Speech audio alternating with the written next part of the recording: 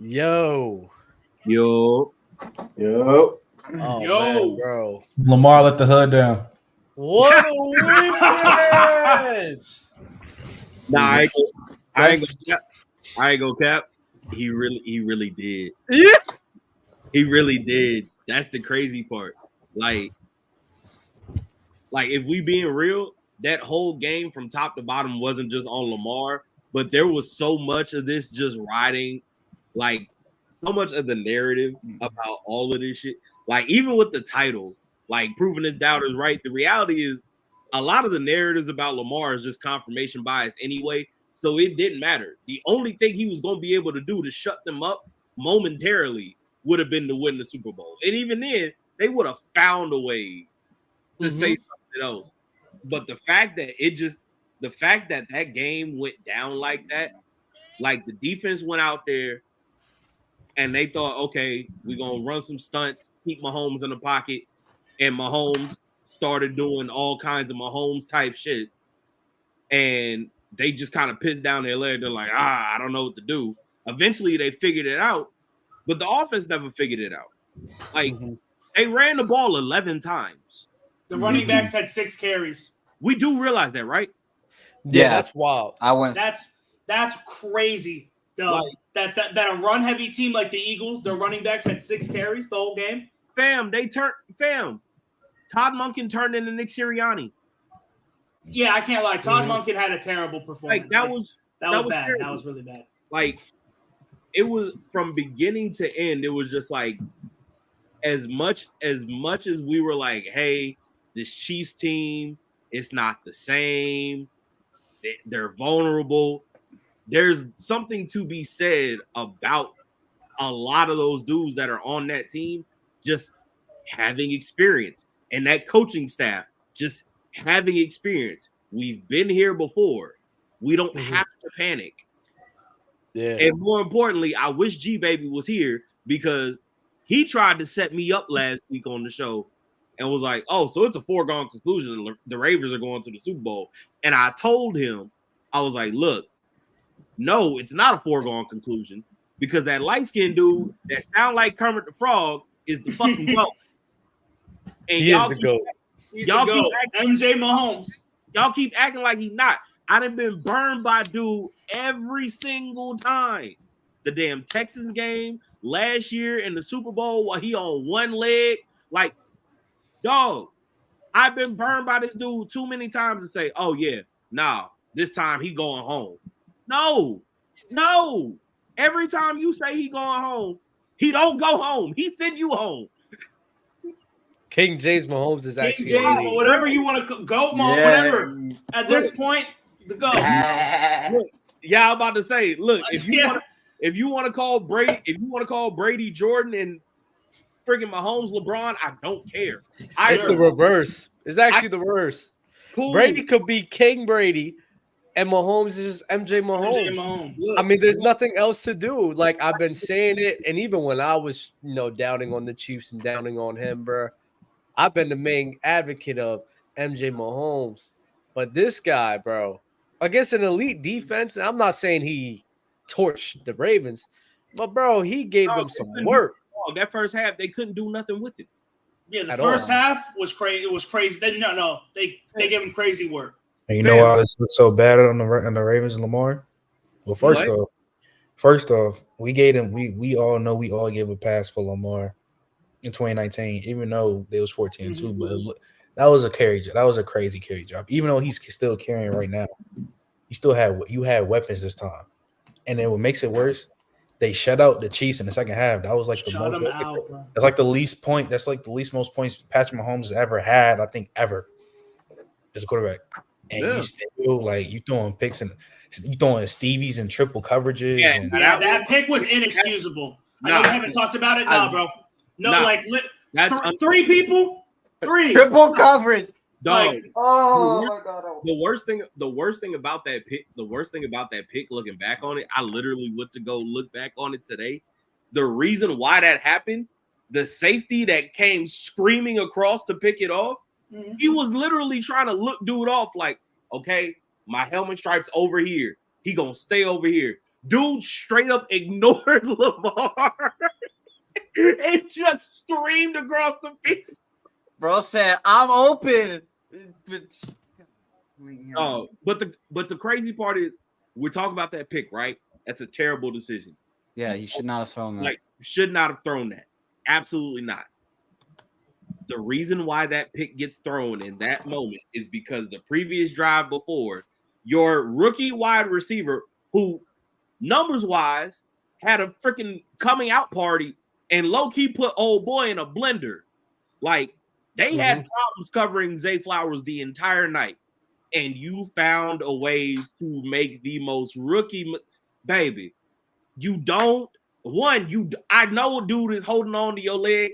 You do not push him off and then stand over him and spin the ball. That was so dumb. That was funny. That was And the crazy. ref was right there. And he went. Trey, you know why that's crazy? You know why? You didn't even mention it. You're down 10 in the fourth quarter, gang. That is true. You're losing. And you're taunting like that. And then literally the like 2 plays later, dog, all you gotta do is once you catch that ball, turn up field, cover up, and just run. Drive your legs. You're gonna fall into the end zone. It's a touchdown. Now it's 17-14, and we don't even throw that pick the next drive because you're not panicking. But instead, you do. Even if he doesn't score, Trey, they're just gonna run it in with Lamar the next play. Exactly.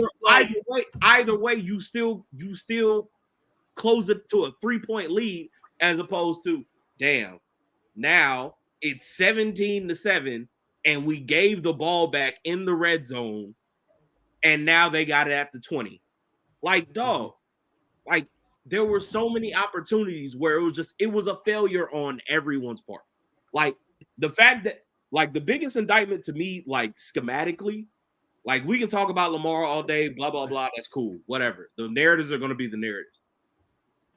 The fact that you lined up against a team, quite frankly, with no linebacker that's bigger than 6 feet tall, and they've been terrible against gap scheme runs and pin and pull shit, which is the only thing you run. All they run is literally, hell, the week before, not this boy pulling up with the Uncle Ruckus. My thing has the Uncle Ruckus thing on it right now. Yeah. That's crazy. Oh, why is doing that? I think it's true. That's crazy. That's crazy. Yeah, that's true. That's sick. But the fact that this team has an Achilles heel that you are the best in the league at, and you decided, nah, we're gonna throw the ball the whole game, which helps their defense tremendously. Yeah, no, this was that's something I do want to look at as well. And even though Lamar Jackson did full crazy, Lamar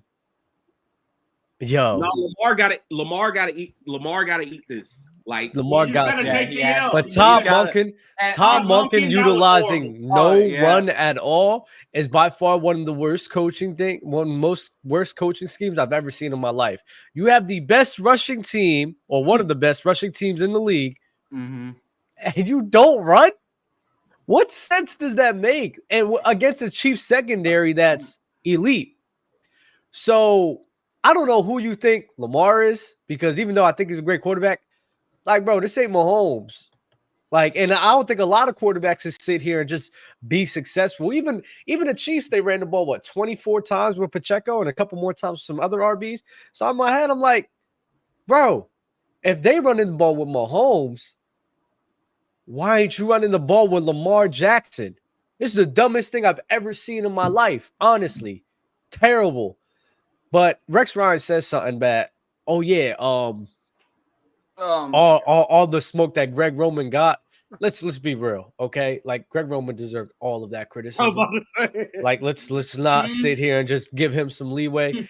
Tom Monken, though, he can hold the burden to this, but let's not forget the Ravens offense has looked its best for a very long time since Greg Roman, in my head.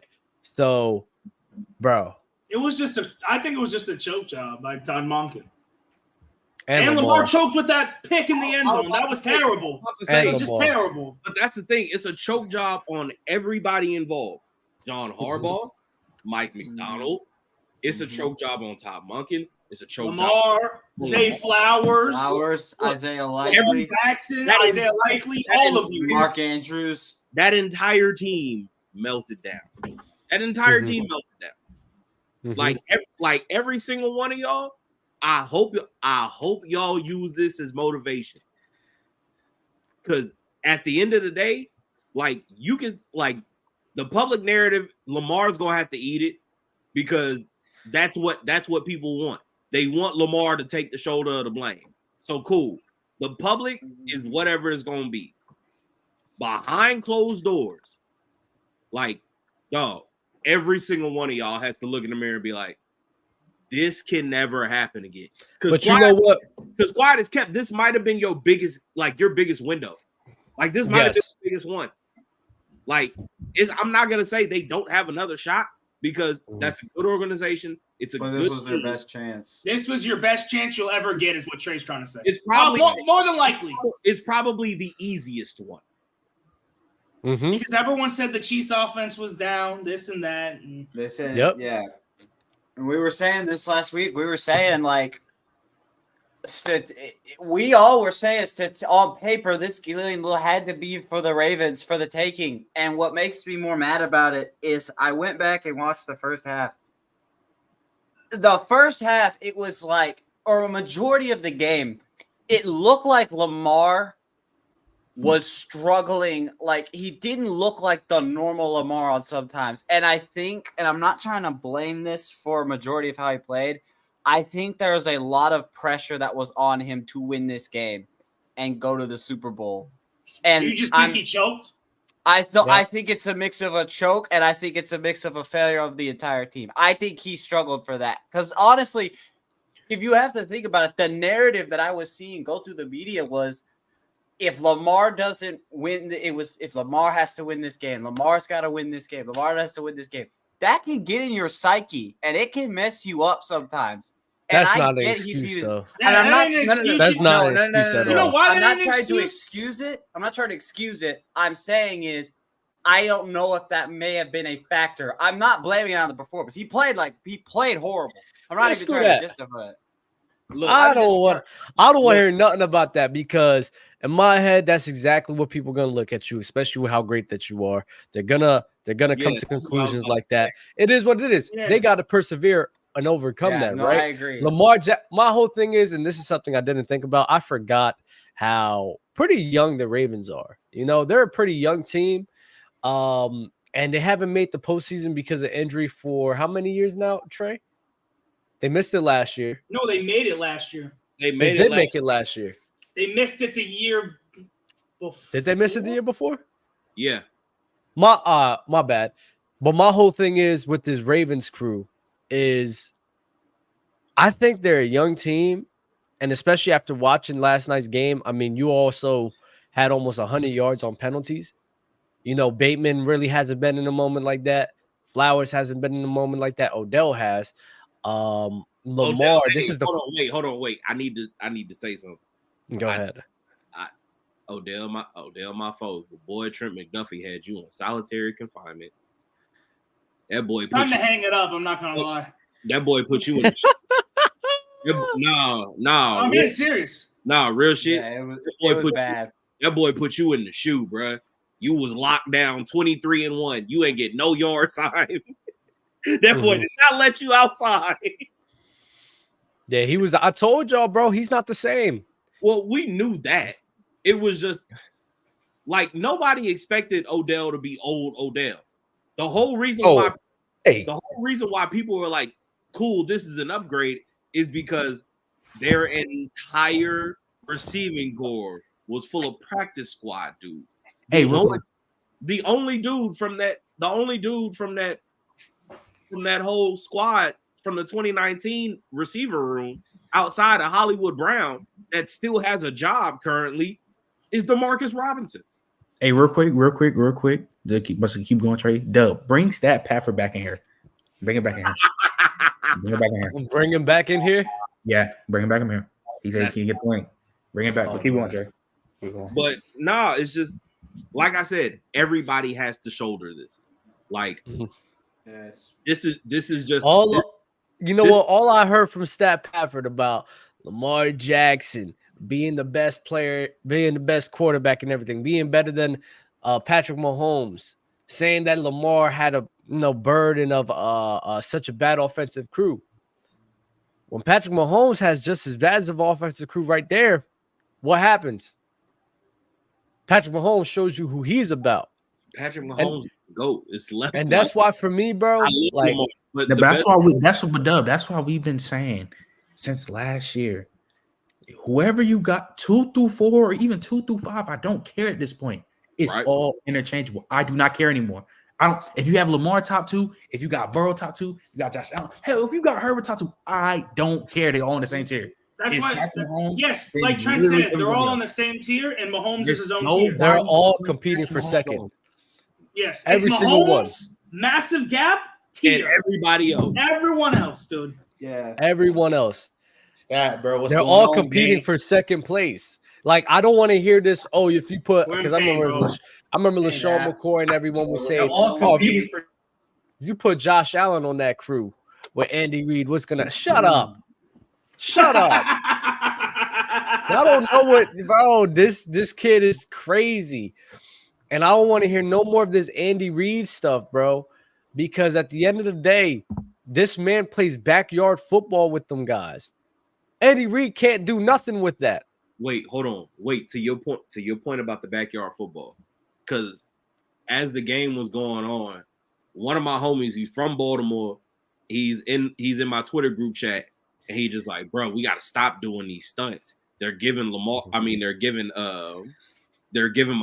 lanes to run. And I'm like, dog, you don't even realize for a defensive coordinator, when you have a mobile quarterback that you want to keep in the pocket, you know what you call? Stunts. That's the whole purpose of them. That's what you do. The whole purpose is, hey, I'm going to crash this defensive end inside. I'm going to move him off his spot. And he's going to think, okay, cool. I got a rush lane because this dude, he jumped inside like a dumbass because that's not what you're supposed to do. And I'm going to get a free rush on the outside. And right as he thinks, hey, I got a free rush, you loop that defensive tackle, you loop that 3-tech around, and he's right there. They did that the entirety of the first quarter and some of the second quarter. And do you know what he did every single time? He eluded every single one of them. It did not matter. That's part of this that I'm talking about. It's not just Lamar, it's literally the entire team. Everyone's got to be held accountable. Sharing it, but dog, it took y'all a quarter. It took y'all a quarter and a half, bro.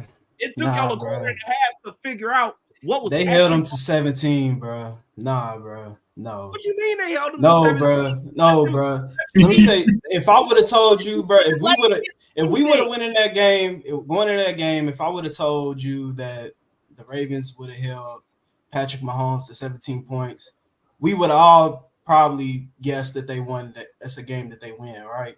Yes. Like they probably win that game, right? Wait, from the very first drive, bro, they panicked. Once the Chiefs scored, they played the game like they were behind 3 touchdowns the whole game.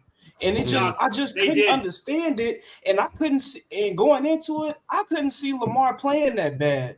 But honestly, bro, after that, like after the that, realization's kicking in. But no, bro, because he never played that bad, bro. I'm from Louisville, Kentucky, dog. I went to the University of Louisville. I went in. I'm class of 2015, bro. So like high school. So I went in the same year as Lamar, bro. So I went and seen Lamar his whole time in Louisville. Never seen him look like that when the chips was on the table, bro. Like even in the playoffs, like prior to in his past playoff performances, I could always point to Greg Roman or the lack of offensive talent. This game here, he just couldn't make every deep throw. He was off. He was throwing every deep throw. To be fair, every deep throw is off. To be fair, that deep throw has always been a flaw, especially in the postseason. But I remember vivid, even when he had 500 combined yards rushing and passing. Bro, he just wasn't hitting that deep ball consistently, though. That's just who he has been. He used to be more consistent on the deep ball. My thing about it is that college, he used to be like he's been more consistent. College. No, not in college. No, like his MVP season when he was, that was pretty much the only thing Marquise Brown could caught was deep balls, like for touchdowns. That was it. Like that deep ball, those deep ball fades has always been a flaw in his game, even in his especially in his MVP year, especially in his second year in the league, 1,000%. It wasn't consistent. But it is clear though that his strength as a passer is the intermediate intermediate routes in the middle of the field. Didn't scheme up not one intermediate route in the middle of the field. That's how he gets in rhythm. He makes those intermediate route throws, and then he takes shots down the field. But the screen calls in the beginning blew me. The constant passing and not running the ball blew me. Wait, Stat, I gotta touch on that. Because you said, if I would have told you that the Chiefs were held to 17 points in this game, you would think the Ravens would win, right? I would have said they blew them out, bro. If I would have told you that the Baltimore Ravens went into this game and only ran the ball 11 times, do you think y'all win that game? No, that's what I'm saying. Like, ran the ball 11 times. We played the game from the very first drive, bro. They played the game like they were down 30, and I just couldn't understand it. And Lamar looked like he was down 30 the whole game. Yeah. I couldn't fathom it. Like that was the last thing I thought was gonna happen. If they lost that game, I thought it was gonna be because Mahomes went crazy. And we didn't even see Mahomes go dumb like the way he goes dumb. It was just Travis Kelce open time after time after time. That's the thing. I'm not gonna say he didn't go dumb, because again, 111 yards. The devil's in the details with this one. Like, if you go look at the numbers and you just see the stats at the end of the game, cool. It's okay. It ain't nothing super spectacular that jump off the page. But if you go back and watch that game, the Ravens defense was doing everything. They threw everything at dude. Yeah, they held him to 17. But what I'm saying is this: that 17 against anybody else don't happen. Exactly. Like, they threw everything. They emptied the clip on everybody that they faced this year, and everyone folded. Another thing. We watched CJ Stroud, who is he's the next coming. This is the rookie of the year. People are talking about he's a possibly top 5 quarterback already as a rookie. He scored 0 points. Absolutely 0 points. He looked shook that whole game. He was in peril that whole game. The fact that Mahomes went out there and just put up a casual 17 and then sat on it like it was a game of blackjack, like, nah, dealer, I'm good. Blackjack's crazy. Like, nah, he really and then sat on it with the rest of the table. Said, I bet y'all won't beat me. I bet y'all won't. And he did it. Nigga, we couldn't get 21, bro. That shit blew me. And I'm not even gonna put it. A lot of people mad at Zay, not putting it on Zay. I will say this: I don't know why the hell Mark Andrews was out there. Like, he could. It would have been cool to have him as like dangle him as like tackling fuel, bro. Like, like have him out there like as a mascot, bro. But to just like put Mark Andrews out there, most important game of the season, and he ain't played since when? Since that Bengals game, that didn't make no sense, especially when likely is having Mark Andrews play better. Like, no, I don't see why. You put Mark Andrews out there. I don't see why you don't put him out there. If he's available, put him out there. I feel like that whenever Andrews is out there with Lamar, like Lamar just like, I don't know, dog. Like, what? I couldn't like Lamar gets like I just couldn't believe it, dog. I couldn't believe Oh, it. this man trying to blame everything but Lamar. I'm blaming Lamar. I'm blaming Lamar. Lamar played terrible, dog. Like, I'm blaming Lamar. And this is the thing that makes me really mad about this. So I looked this up. So Lamar in his career is 2 for 4 in the playoffs with 0 conference titles. He's thrown for 200 yards in 2 of the 6 games that he's played, and his touchdown interception ratio is 6 for 6. The wins that he's had, keep in mind, are over Tannehill in that wild card game and the rookie QB who led that Texas team to division. If this game doesn't prove anything, I'm just tired of this because I'm defending a man who, when you have to make it matter the most, you can't get it done. Yes, you down, bro. And then you're in the press conference saying, oh, well, we need to go into the offseason and we need to go get ourselves ready to get ourselves the position. You are in the position now. You had everything for you to win, and you went out there and you choked. That was Prescottian, bro. That was a Prescottian performance. No, that was a Dak Prescottian performance, dog. I can't yeah, believe he did. And this is for me. I'm not going to defend a guy who every time goes out there in the moment where you need to win and you completely collapse. It starts to get to a point where it's like, I'm not trying to say he didn't have a bad season. He had a great season. He probably will be the MVP. I don't know yet. I would probably give it to either CMC or him. But at the end of the day, for me, my point is with Lamar, if you're going to be able to be this guy who got a huge contract, got a new OC, got everything around you in order for you to succeed as a quarterback, and you still don't get the job done, it questions my ability to look at you and say, can I trust that guy to get it done when it matters the most? Buddy, y'all nasty. That shit almost made me. Hey, no, real talk, bro. No. You know what's disgusting? How many quarterbacks can you trust then? You can't but you can't be sweating like that. You can't trust Allen, Burrow, bro. You can't be sweating like you can't be sweating like that, bro. In the biggest game of the season, dog. Like, but you can't look like that, bro. Like he looked. This is the thing, panic, dog. This is why I think you guys are straight, right? I don't even know if you're a Ravens fan. Are you even a Ravens fan? Who, me? Yeah, or are you just a Lamar Jackson fan? I grew up a Chargers fan, but they was trash, bro. And once Lamar got in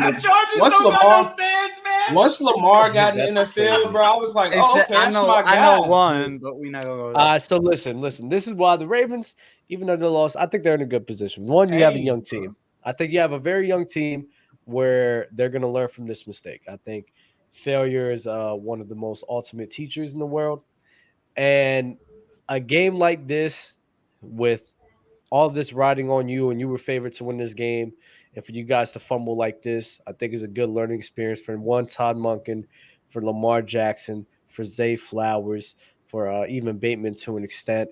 And next year, Kyle Hamilton too. My whole thing is next year I pictured this team being a better version of themselves because of this loss. And I don't think there's really any room to panic, especially with guys like Keaton Mitchell is probably going to be there. I believe Tom Monken will look to utilize the run game even more in the postseason, not do what he did the game that just happened. And, I think the window for the Ravens is still very much open because I don't think this AFC is that much better. It all depends on Lamar, bro. If Lamar gonna play like that, then it's closed like it's closed, bro. If Lamar gonna play like Dak Prescott when the chips is on the table, bro, then no, they're not going nowhere. I hear you. And then if a year from now it happens again, we're gonna say NFL superstar Lamar Jackson has always been a running back. It's simple as that. That's crazy. You already know, Dubs. And I don't even got anything to defend with that. Bro. Hey, so Dub. So let me ask you this, brother. You about to? Is Lamar Joel Embiid? That's crazy. That's crazy. No, because Joel gets hurt. So does Lamar. So is Lamar Russell Westbrook? Yeah, I don't think. Lamar doesn't play through injury. Is Lamar James Harden? Great regular season and then the playoffs just drops down a level? Well, I can't even say Lamar Jackson he's right whoever now. y'all say he is right now, bro. But Lamar Jackson right now, the thing with Lamar is like his first postseasons has really been. Actually, it has to be James Harden. I'm not gonna lie. James Harden, bro. That hurts, bro. It got to be James Harden. OJ, Lamar Jackson's James Harden. Do you agree? OJ. Yo, what's good? Y'all can hear me? Yeah. Man, I wanted to chime in on something real quick, man. You guys are bugging, bro. Like, especially at G-Dub, at what point do we say we've seen enough, bro? At what point? Yeah, the Ravens are a young team. I get all that. No way you switched it up like this. Seen enough, bro. Because at the end of the day, bro, the only common denominator that matters is Lamar Jackson, bro. So when he's sitting across Patrick Mahomes or Josh Allen, bro, who are we gonna favor in that matchup, bro? Lamar. Oh man. Lamar? You said Lamar and Josh Allen, right? Oh man. I said Lamar when he's facing against Josh Allen or Patrick Mahomes. That's what I'm saying. So why is Josh Allen? Why is Patrick Mahomes? I hear you, but Josh. Let's not act as if Josh Allen is on this other tier than Lamar. No, but here's the difference, though, Doug. Check this out. When Allen loses to Mahomes, he's not the storyline.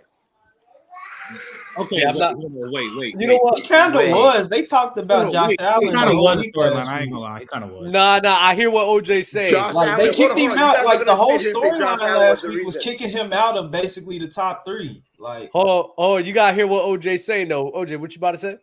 No. That I'm basically saying, bro, when they lost the Bills, bro, the narrative wasn't about Josh Allen's bad play because that's not what happened, bro. That's not what we saw. Yeah. The narrative for this game, bro, is Lamar Jackson. And here's the thing, bro. It's not even that Lamar Jackson played bad, bro. There's something worse than playing bad, bro. He choked from the very beginning, bro. From the very beginning, bro. Damn. But I gotta say this though. I have to make a distinction. OJ, can I say this real quick? Go ahead. Okay, so Stat said this. When the Chiefs scored first drive, they shook. They got shook. The Ravens. Yeah, I could see it, but here's want to know what the most telling thing for me was watching the game, bro? It wasn't even the interception on triple coverage and all this other stuff, bro. It was Lamar Jackson, bro. Like, he's literally thinking so much. He's not even reacting, bro. He's thinking the whole time. You can tell, bro. It's like this thing is so complex and he's not figuring it out, bro. Like, it's just. I was expecting, bro, to empty the clip and run for 100 yards if he had to. I didn't even see that. He was not aggressive. He wasn't aggressive at all. He wasn't aggressive. When he fumbled, go back and watch that play. Wide open, bro. The middle was wide open. Take off. And by the way, this is the last thing I'll say. Something you guys mentioned, because I was watching the whole show, about Lamar's deep pass throw. His deep ball ability, when it's on a vertical, when he has to drop it right in front of the player, trash. He's not good at that. So, for sure. Like, he's horrible. Needs work when it's a vertical or he has to drop it right in front of someone, as in like a spiral. That's not him, bro. He's decent at a post or if there's an angle, someone's wide open, man. I don't know why, bro. It's like he lasers everything, bro. He needs more finesse and touch in his balls, man. But bro, I'm not saying I'm done with Lamar, man. But my level of disappointment seems to be higher than the rest of you guys. I have seen enough, bro. And I don't expect him to outplay Patrick Mahomes. That's not going to happen. I don't even expect him to have a spectacular game. But what I saw, nah, bro. That's not it. Yeah, it's disappointing, man. That's literally it. Hold on. Let me respond to OJ. Because I've been meaning to say something. Specifically with this one, I'm never expecting Lamar Jackson to outplay Patrick Mahomes. Again, facts. I love Lamar. Y'all know that. Y'all know me. The way I think football should be played at its peak, specifically offensively, I would have a guy like Lamar Jackson as my quarterback. But there are levels to this. Like, Mahomes is on a completely different tier. We have all acknowledged that.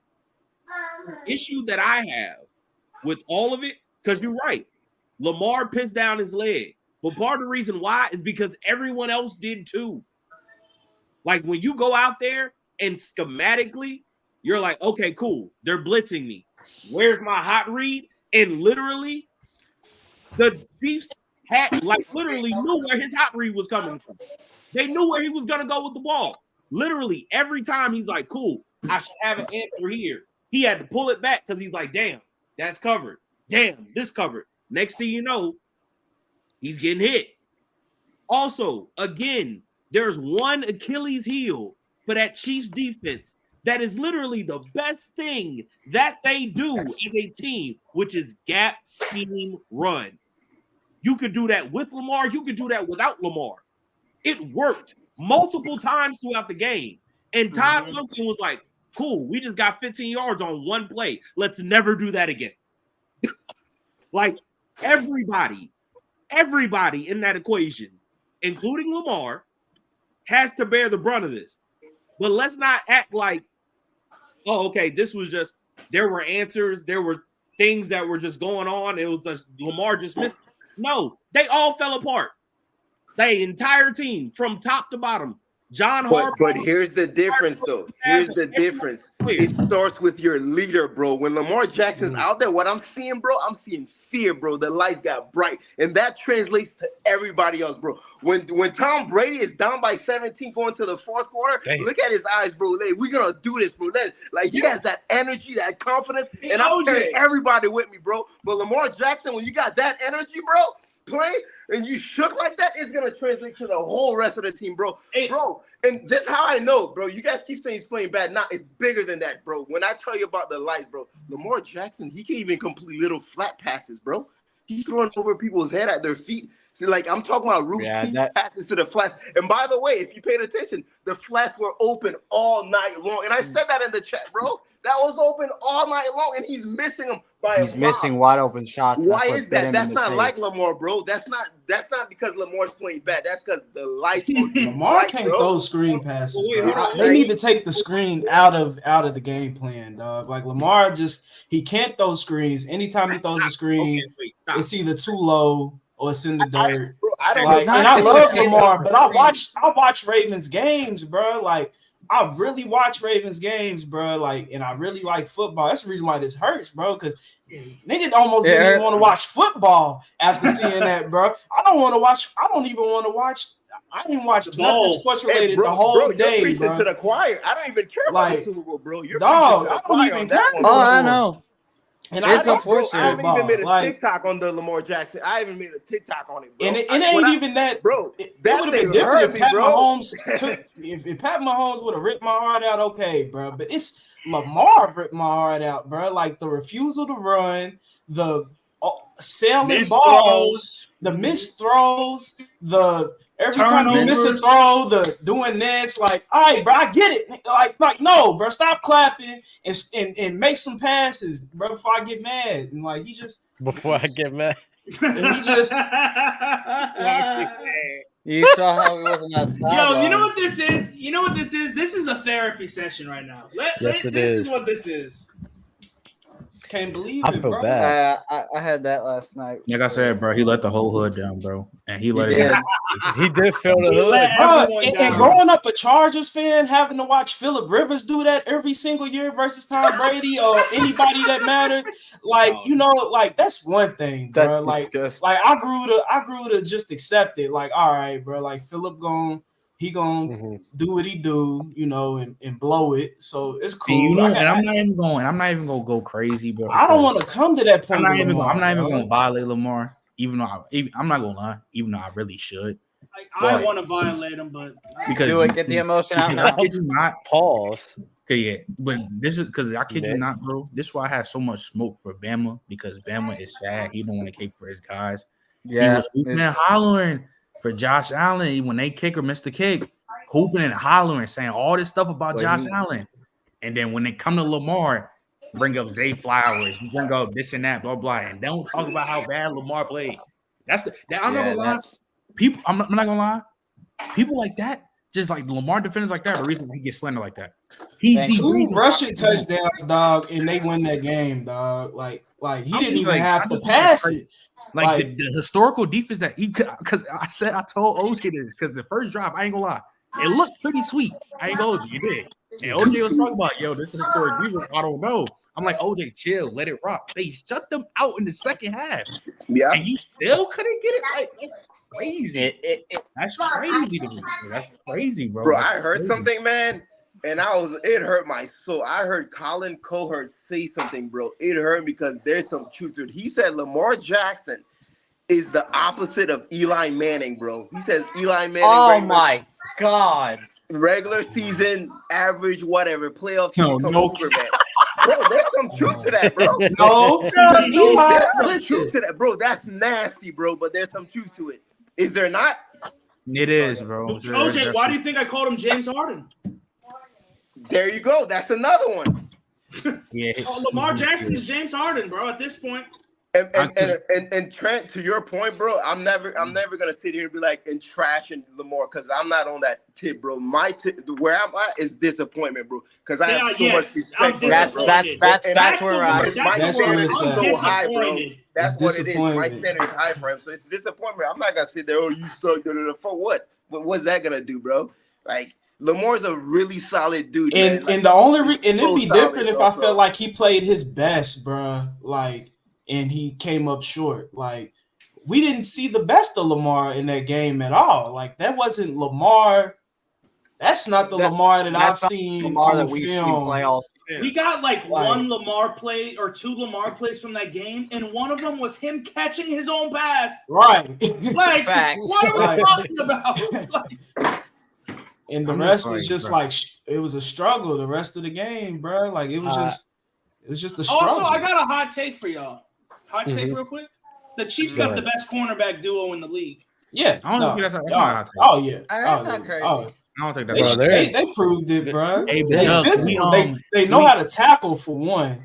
Like they know how to tackle, like, and they know how to make like they're aware. Like their awareness is on another level. I don't know what the DB's coach is preaching to them, like, but they're on everything. Like they don't miss a beat. Like if you got the ball hanging out there, they smacking it. If you not, you gotta like run to the ball. Like if you don't run to the ball to catch it, you're not getting it on them. Like you have to really, you gotta be on your.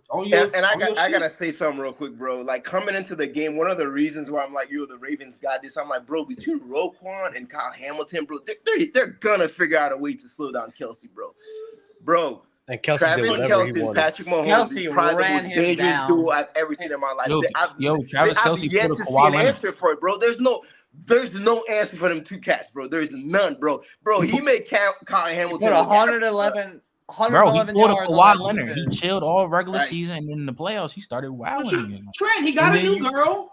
You don't care about the regular season. He's been doing this for 10 years. That's a fact. He's 34. He's 34 years old. He got his podcast. He was like, we'll make the playoffs. I don't even know if Kelsey's running routes, bro. I feel like he's just getting open, bro. I swear to God, it don't. He just gets open, man. That's the reason why, and that's the reason why schematically, like his everybody touchdown on says, Kyle Hamilton, that when he was falling down in his that was left hand, disgusting. Come on, now. That was disgusting. I was sick. Everybody says, why didn't they just double team Travis Kelce? Well, schematically, it doesn't make sense, and you can't really double team Travis Kelce because he doesn't run routes. Like you never know where he's going to be on the field. So you can have the initial, like you could put Kyle Hamilton on him and then tell him to follow him, but like you never know. Like you don't like the backside help is never gonna know where Travis Kelce's gonna be at. So schematically you can draw it up and make it work. Like so it's impossible to double team him just because he's everywhere and he's like 6'6". Like he dunked on Kyle Hamilton like 3 times in that game. Like hurt my heart, bro. Yo, can we get to this choke job, bro? All right. The other choke job. Yeah, can we get to the other choke job, bro? Yeah, and you know what? These are the few things from the Detroit Lions I do want to talk about. One, even though Dan Campbell, there were some bad calls that he made, especially going for it on 4th down. But at the end of the day, I'm looking more at Jahmyr Gibbs fumbling the ball and giving the 49ers the field. I'm looking at the wide receivers completely baiting Jared Goff. It was sad. And I'm not going to say Jared Goff did have some bad throws, but it was more good than bad. His wide receivers literally baited the hell out of him numerous times. So I'm watching this game and watching the whole team just self-destruct like that in the second half was very similar to what happened in the Atlanta Falcons versus Patriots. It was so absurd to me. And the fact that they weren't able to reel it back in at all, it was wild. Once Gibbs fumbled, I knew the game was over. I was like, Me too. I'm not gonna lie. I was like, oh yeah, it's lit. And it's then over. you know what, Trent? They was marching. They was about to get something going. I'm like, okay, they getting some momentum. Bet. Drop pass. What the hell is going on? And that's why I ain't gonna lie. Even though he was getting bailed, like that Brandon Ayuk catch that happened was crazy bailout. I ain't gonna lie, Brock Purdy, we gotta give respect to Brock Purdy because he balled out in the fourth quarter. He balled out crazy. He was cooking in that fourth quarter. I'm like, he did. Bro, Huncho, I'm gonna say this. What happened in the second half should have been the whole game. That should have the 49ers should have beat them like how they did in the second half. But yeah, I ain't gonna lie. Shout out Brock Purdy though. He really that fourth quarter. Yeah, I ain't gonna lie. He was. It was Brady. I ain't gonna say game changing, but it might have been game changing. I ain't gonna lie. That was he did what Lamar didn't do. I got a question for y'all. Do you think Jared Goff played like ass in the second half? Yes. No. Yes. No. Yes. I didn't mean. No, wait. Sorry. We got cut him. out. What did you? I don't think he played great. I think he did good in the third quarter. I think the fourth quarter wasn't as great. I think what's his name? I think in the first half he was playing like Brock Purdy because he was just throwing the wide open guys. Yes, me too. I think he was like that's why I was like that's why with Gerald's ball I got to put respect on that. I'm like nah. But in that second half he was really the second half crazy. he was balling. Okay, I was like okay. And they were selling the hell out of him. Let me address this real quick. Jameson Williams had a 50-yard touchdown and his hands dropped. Yo, let me address this real quick because I keep seeing this comment. Lyndon, when I say the 49ers are the San Francisco Cowboys, again, they are a better version, meaning they go to the conference chip or a Super Bowl and they lose, which is about to happen in February. They about to go to the Super Bowl and lose. So that's the point of what I'm saying when I say they are the California Cowboys. They never get it done. Now, if they get it done, they finally beat the curse. Finally. Because both teams haven't won the Super Bowl since the 90s. California Bills. Like, or that. Do y'all trust a Kyle Shanahan led team? I ain't gonna lie, he low-key kind of beat them comeback allegations. Fake guy. Hang on, he fake. Huh? Yeah, I can't lie. I mean, the past 2 games been comeback. He needs to win the bowl, or he's just gonna look like a fraud. But Dub, here's the thing, though. You like the Ravens is the best defense you could throw at Mahomes. He's past that. That's what I'm saying. Yes. So I think it's over with. He got. If Mahomes was able to play that well versus the Ravens crew, which is just a better offense to me, what you think they're gonna do against a fake behind Chase Young over there? And by the way, what do you think that defense gonna do to Brock Purdy? Like Brock Purdy's got like if Brock Purdy, if nobody's open, then like it's gonna be a rough night for Brock Purdy. And guys, keep in mind, Mahomes has not had a great game yet against the Dolphins. Like, he hasn't had like a classic great game. He's been pretty good, but a great game, he hasn't had that yet, and he's due for one. And what perfect time than the Super Bowl, bro? I already see it coming. The script is cooking, yo. I swear they try to make him the best Super Bowl player in the NFL. The script. What is it? This is the script. I'm not picking any more teams. 35-31 Chiefs are going to win. I will never again bet against Mahomes, bro. If they're in the Super Bowl, nah. And if he wins it. You want to know what's funny about you saying that? What? So at the beginning of the year, right before the season, me and my coworkers at my job, they're like, hey, you got to pick Super Bowl. You got to pick the Super Bowl teams and you got to predict the score of the game, right? I couldn't really think about it. So I was just like, you know what? Cool. I'm going to just go Chiefs 49ers 35-28 Chiefs. Mm-hmm. Well, this is the first time I've actually picked the Super Bowl contenders properly, and I have never been so pissed off in my life to have been right. You know what's crazy? I picked the 49ers to win the Super Bowl before the year. That's crazy. And I'm not sticking with it. I'm switching. I'm not sticking. I am switching up. I picked the Eagles. Of course, the Ravens. I picked the Ravens. How unfortunate. I just, yeah, bro. With that game, that choke job was so funny to me. Like it was so funny. Like I'm not gonna lie. No, like that was so funny. And bro. that was a collapse from everybody. And I told y'all a couple weeks ago, bro, that Dan Campbell was gonna cost the Lions a game. They was gonna cost I don't think he cost him. the game. Hold on. Wait. Let me say this. Y'all realize that they aren't the 1 seed because he went for 2 when it was even though Dan Campbell's gambling got them to the dance. Dan Campbell. It got them to the dance. He does it sometimes too much to where it's going to cost. Dan Campbell doesn't. But you doesn't use analytics. He has Dan analytics. Go for it. What you mean, OJ? With that, bro. Be the same person you were through the whole thing, you. Bro. I'm going to die by it, bro. But I just think that, like for example, how do you at the 1 yard line, you take your 3, and you could have went up 28-7. You didn't want to go for it then. And then when it's later down the line, when the 49ers are starting to score, you keep going for it. And you could have took your 3 then. Like for you know what's crazy, Trent? You know what's crazy? Why you said that? Trent, they went up 17 with the field goal. He decided not to go up 17 and go for it. Exactly. That doesn't make sense to me. Like, but you know what? My whole thing is, go ahead, Doug. When you say Dan Campbell cost him the game, in my mind, the play calling was fine. If you want to complain about them going forward when they shouldn't have, sure. Him and Josh Reynolds. The play calling for me was just. I thought the play calling for me was perfectly from the Detroit Lions. I can't lie, Doug. There was one crazy ass play they called.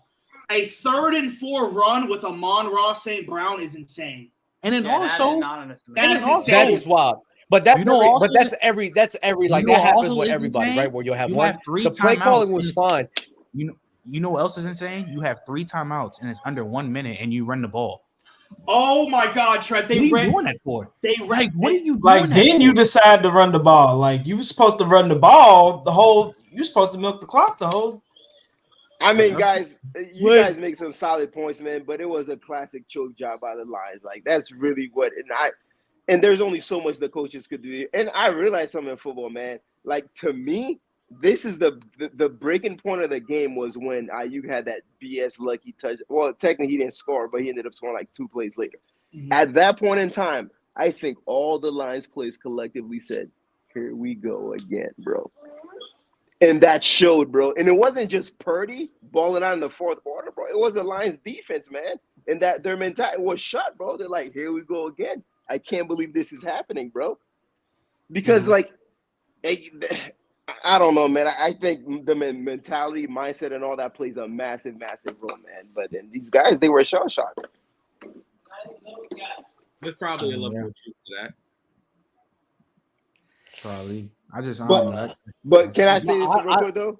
Go ahead. Can we agree that the Lions, bro, and I know there's no consolation prize. At the end of the day, I don't think they should hang their head. Yeah, they got close, and I'm sure it hurts a lot. But, bro, they had a great season, man. Make it all the way to the NFC Championship game. And to me, they only go up from here. So, hopefully, I mean, their locker room, the way they should feel, I don't think it should be the same way as how the Ravens should feel in their locker room after that game. So, yeah. No, like that's why I don't know, man. When, our good buddy Ben, who has been calling them frauds all year, was having his little victory lap saying, "Yeah, they're dog." As long as I have been on this earth for 30 years, the Lions have always been certified butt cheeks. The entirety of my life. They've never been good, bro. Ever. Like when this is the best NFC, they've ever been. Well, they haven't. If you think about it, the Lions weren't really that good. The NFC was actually just historically awful this year. Like it was a bad NFC.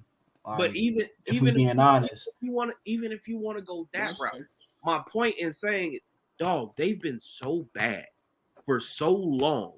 They are in year 3 of a rebuild, and they went to the NFC Championship. You got Jordan Love in your division. Dog, they are way ahead of schedule. Way ahead. Way ahead. Like, well, they had the number 2 pick 2 years ago. What are we talking about? They got ahead of schedule. I don't know about ahead of schedule because the quarterback is Jared. Oh, they're way ahead of schedule. They're way ahead of schedule. Because the rebuild that they built with this whole team with Dan Campbell, I think it's incredible. And Jared Goff wasn't even. Hold on, Jared Goff wasn't even. Jared Goff wasn't even supposed to be the quarterback for the rebuild. That's how ahead of schedule they are. They didn't see this coming. Like that's what I'm saying. Like they still have like I don't think Jared Goff is like, you know, well, I don't know. Like after this, you know, they're probably gonna stick with Jared Goff. Like he almost took him to the Super Bowl course. Yeah, like why wouldn't he should stick with Jared Goff? Yeah, but you got and I'm mad that G Baby. I'm mad that G Baby isn't here. Like I'm really upset because I forgot to get him on this, right?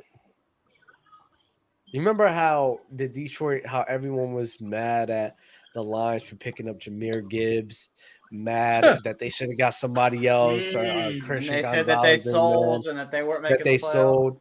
At the end of the day, even though the Lions lost, y'all were all wrong. Y'all need to shut the hell up. I thought the Jahmyr Gibbs signing was pretty good. I told the Lions winning the division. Bro, the only people that were on board and saying Jahmyr Gibbs is not that bad of a pick was me, me, Trey, and Bama. And Bama because he's a Bama fan. Like, we were the only people that the like. The only reason I didn't like the pick is because I didn't know they were going to do this with the 2 running backs. Fam, why wouldn't you? But my whole point when they did that, and this is why I said they were ahead of schedule, because apparently the only people who really believed that the Lions were going to do this year were the Lions, because the only reason a front office says, "Hey, we're going to take a running back at 12." And an inside linebacker at like 18 or whatever, they're doing that because in their mind, they're like, we're almost there. We need a couple of more pieces and we can really make a run. Nobody else, us included, were like, nah, y'all should be like 9-8, competing for possibly being second, maybe even winning the division this year. But ain't nobody thought, oh, they're going to go to the NFC Championship. And possibly, I don't know. They were on a lot of people's boards to go to the NFC Championship. They had high expectations. I feel like the expectations got tempered a little bit. They didn't before the season started. Before the season started, they didn't have them over the Cowboys, the Lions, or the Eagles. But after they beat the Chiefs, though, the hype. No, after they beat the Chiefs, it was questioned. You were looking at this team like this isn't the same Lions team that we've seen before. And I think it shows, like, because a lot of people forget, like, Trey's right. Ever since I've been watching the sport, the Lions have been god off. I remember when they went 0-16 and, like, I think it was 08.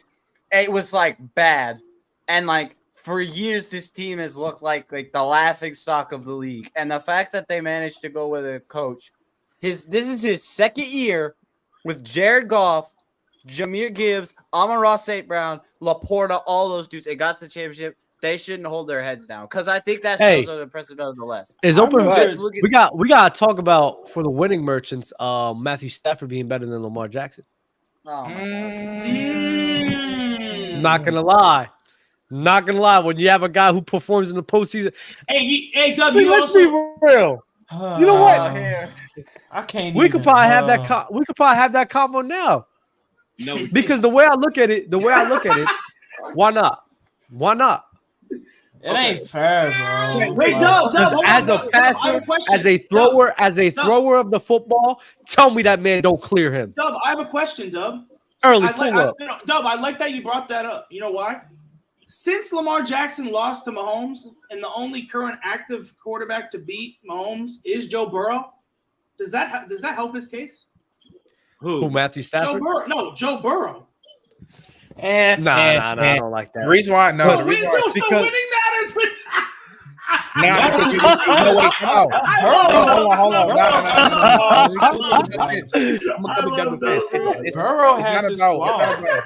Hold on.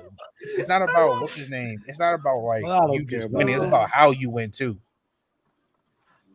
Yeah, we know Stafford got carried by Cup. We know. Oh, no. That's not true. That's not true at all. That's not true. That last drive, we do. No, it wasn't, bro. He was throwing some tight windows, bro. Don't lie. Don't lie. Act like Stafford wasn't throwing no tight windows. Wait. What you mean? Wait. I gotta stop you for a second, and this is why. Because you tried to throw Stafford in here. You tried to throw Stafford in here after he lost to the Lions in a argument. You tried to throw him in here after he lost to the Lions in an argument about winning matters because you said it's for the winning merchants, right? Well, who actually won a playoff game this run? Lamar Jackson or Matthew Stafford? Don't worry. Who was on? Oh my God! Who has a ring? You lost, buddy. Sorry. Yeah, sorry. You can't win this one. And even then, was Lamar in the playoffs the year? Even in their losses, Matthew Stafford cleared what Lamar did. This game right here clears every game that Lamar Jackson's ever had in the postseason. Literally every single one. Wait a minute. Hold on. Is the narrative that Stafford's better than Lamar? Is that what we're doing? Why not? He's saying. That's what Dub is doing. Wait, hold on. Why not? Why not? OJ, I need to clarify. He is saying this in a winning matters argument. No, honestly, screw that. Screw the winning matters. We talking about So now you want to change it. I don't see why this ain't a conversation. It's one thing to say that Matthew Stafford's more clutch or better in postseason, but outright better than Lamar. Like which one are you? Like you're saying outright better than Lamar. If we are people up here who not saying wins and losses, but values postseason performances and how people play and elevate their game in the postseason, along with what happens in the regular season, I don't understand a guy who, as a thrower, he's clearly a better thrower than Lamar Jackson. And in the postseason performs at a higher level than Lamar Jackson as well. You know what's crazy, bro? The reason why I was so upset Lamar lost yesterday is because it gives credence to take like this, bro. It gives credence to takes like this. Because, bro, what am I gonna say, bro?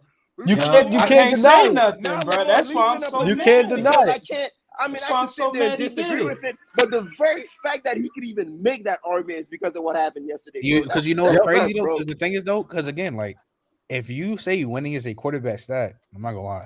I don't know how you have Lamar over Stafford. I'm not gonna lie. Like I don't know how. Either. I don't know the argument. Lamar. There's none. There's literally none. And then you know what? I need to get on open field. I should have came on press box today, but I need to get on open field and cook J-Rob, and hopefully Bama will be there because it's ludicrous. It's ludicrous to me. Matthew Stafford should be above Lamar Jackson. There's no way you guys can't say that, because if y'all don't say that, that means that y'all agree with us when you guys are looking on the talent aspect of things. I mean, let me just say one thing, Dub. The only thing I'm gonna say, Dub, this reminds me of when Jalen Hurts was playing decent and Allen was playing horrible at the beginning of the year. And you said, and I quote, Hurts over Allen. Why not? It feels a little bit like that, bro. That's all I'm going to say. It feels a little bit like that. This one's actually like, you know what's so, I can actually have a debate about this though with Matthew Stafford. Like this is an easy debate to win. You'll convince me by the way you answer this question. This is a very simple question. If Lamar won yesterday and he played very well and they won a convincing fashion, would you still have this same take? He didn't. There's your answer. You don't need an answer. Exactly. Possibly. There's your answer. Possibly. But it changes things though. You wouldn't be as quick to say that. Yeah, mainly because the winning. This is mainly for the argument of believers that believes in people and wins and losses defining who a quarterback is. So if he performs well and wins as well, that argument, I can't really say nothing to that because he's going to a Super Bowl. He beat Patrick Mahomes, right? Yeah. But he didn't do that.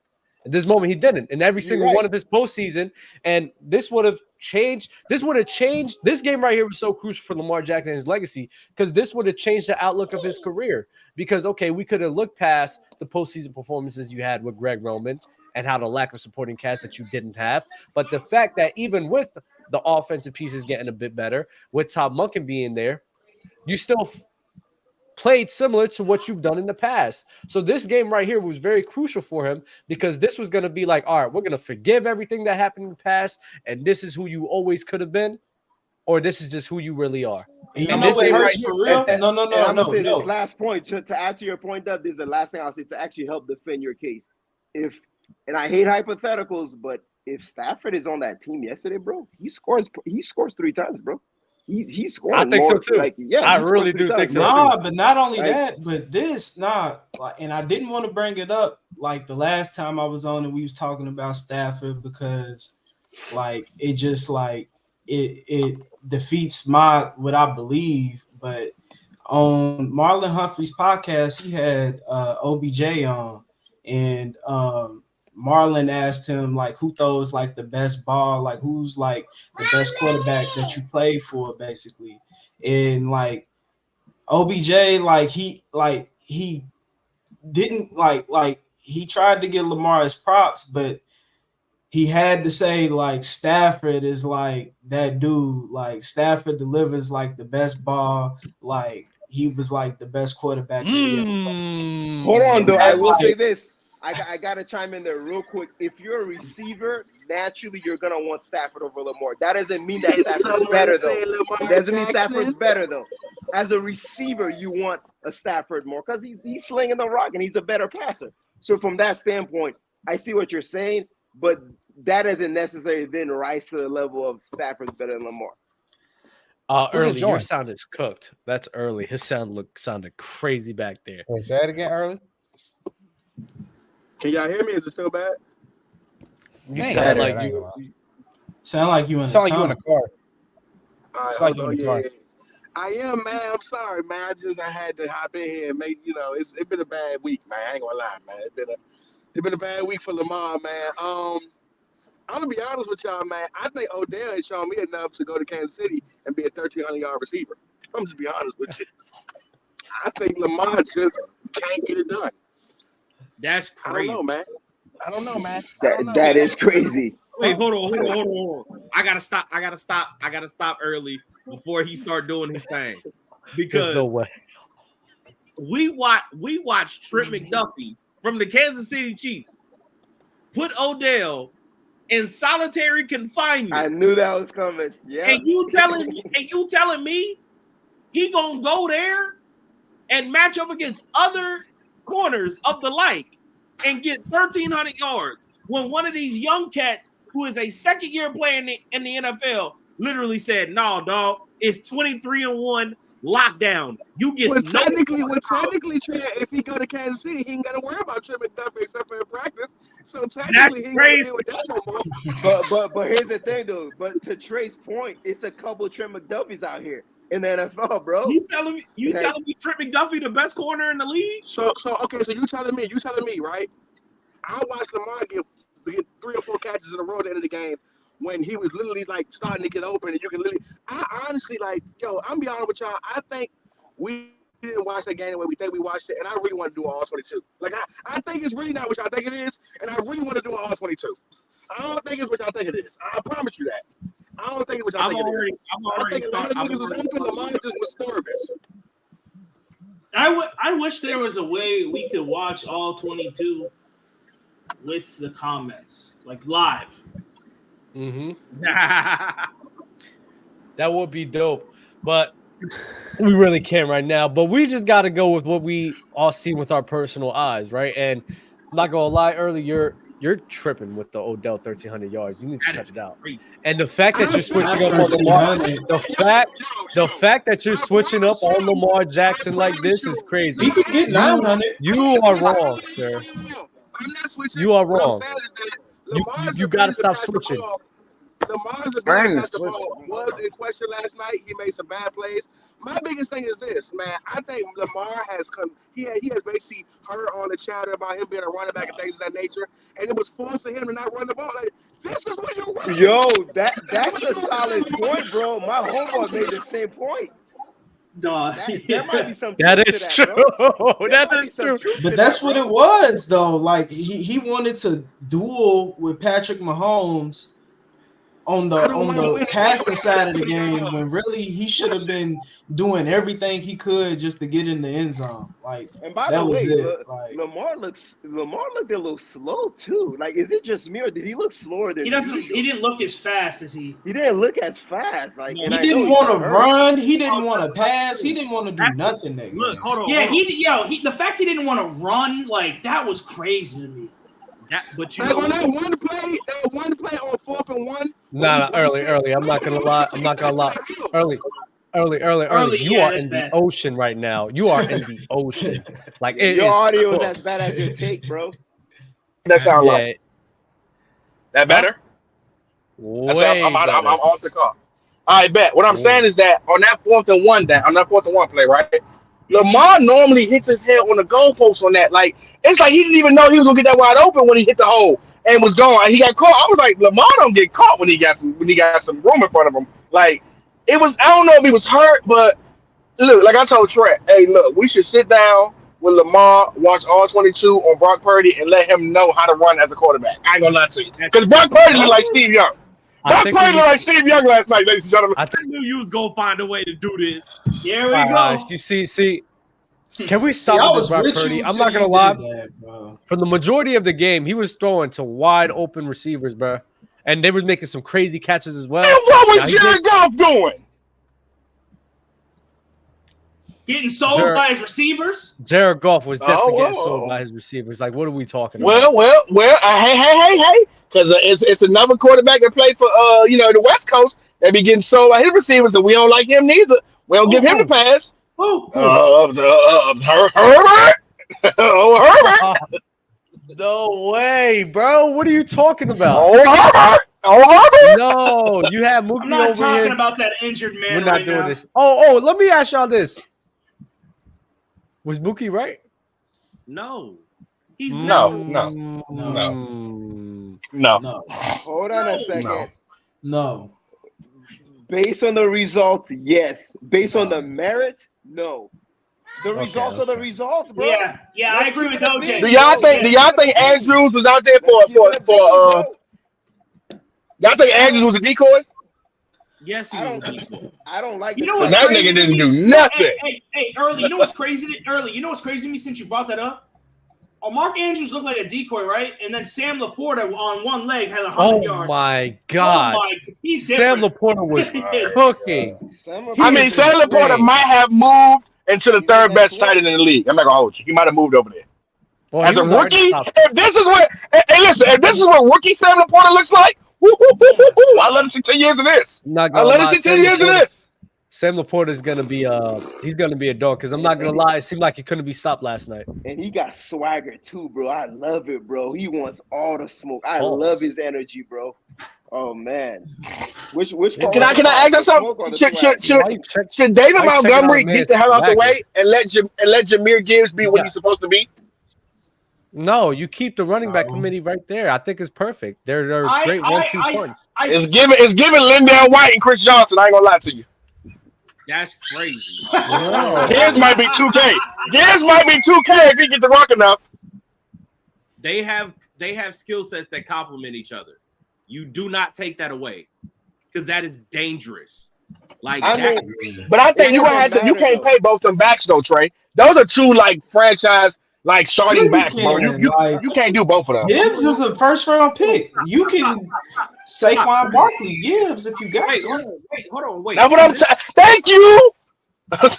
Hold on, wait, chill out. Hold on. You can pay both of them. No, you cannot pay both of them. Hey, I'm gonna tell you like this: the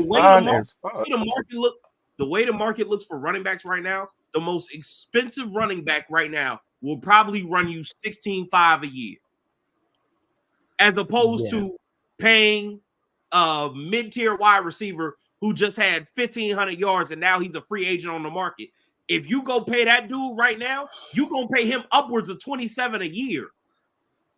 You can pay David Montgomery another 3-year, $18 million contract, maybe bump it up. It won't even be like that. Hold on, maybe even bump cheaper. It up to maybe to bump it up to 22 with some incentives. Oh, And then that's an expensive contract. But no, that for a running back like David Montgomery, he's not getting that contract. You can get him for like $2 million a year. It's built on incentives. David Montgomery, $2 million a year. What the hell? No, yeah, you can get David Montgomery $2 million. He's not no. $2 million. $2 million is robbery. He's on a 3-year, $18 million contract right now.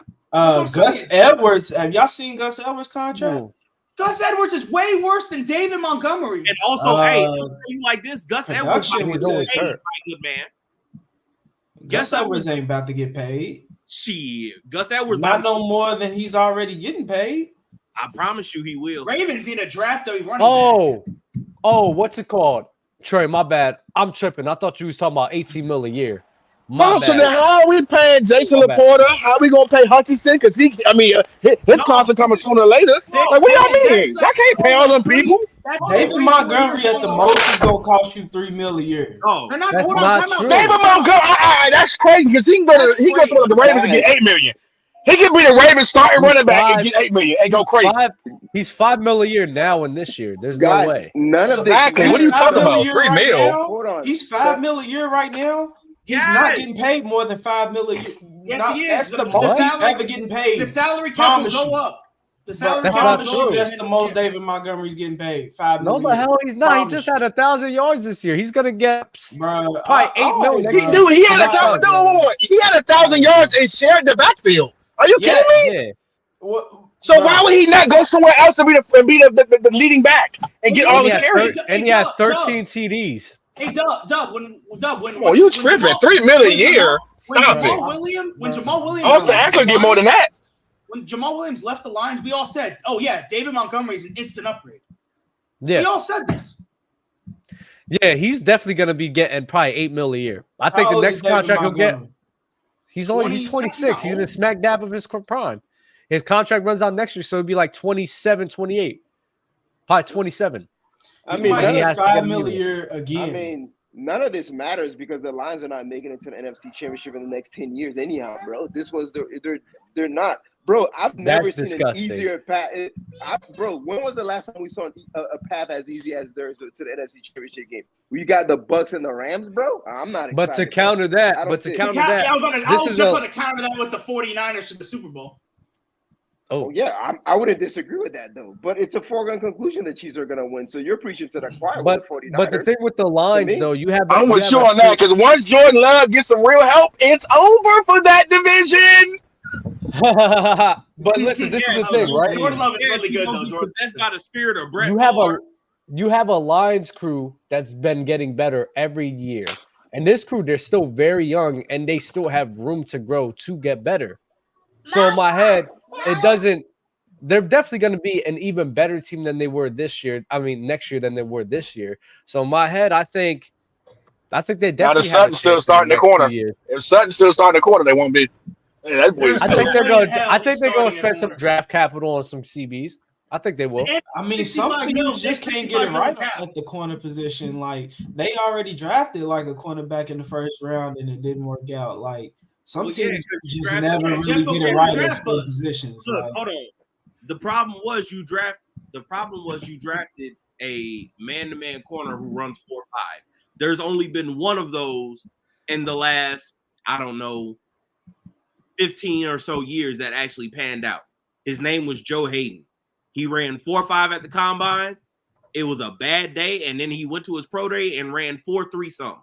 He's the only one. If you play man-to-man in this league where you can't touch nobody, you better be able to run. I don't know about that because Carlton Davis ain't fast and he's strap shit that play for the Bucks. I don't know about that. He ain't fast at all. Antonio Winfield wasn't fast. I can name you a bunch of guys that wasn't fast. I'm strapping. Antonio Winfield played. Brandon Browner wasn't fast for the Seahawks. Carlton Davis not strapping nobody, bro. First, Cat, you don't watch film. You don't watch film. Get that boy on 22. Get that boy on 22. Nah, bro. You don't watch film. He's not. You don't watch film, nobody, bro. You don't watch film. I think I would know better than most, bro. You don't watch film. You don't watch film. If they got rid of him. OJ, aren't you a Bucks fan? Yeah, I'm a Bucks fan.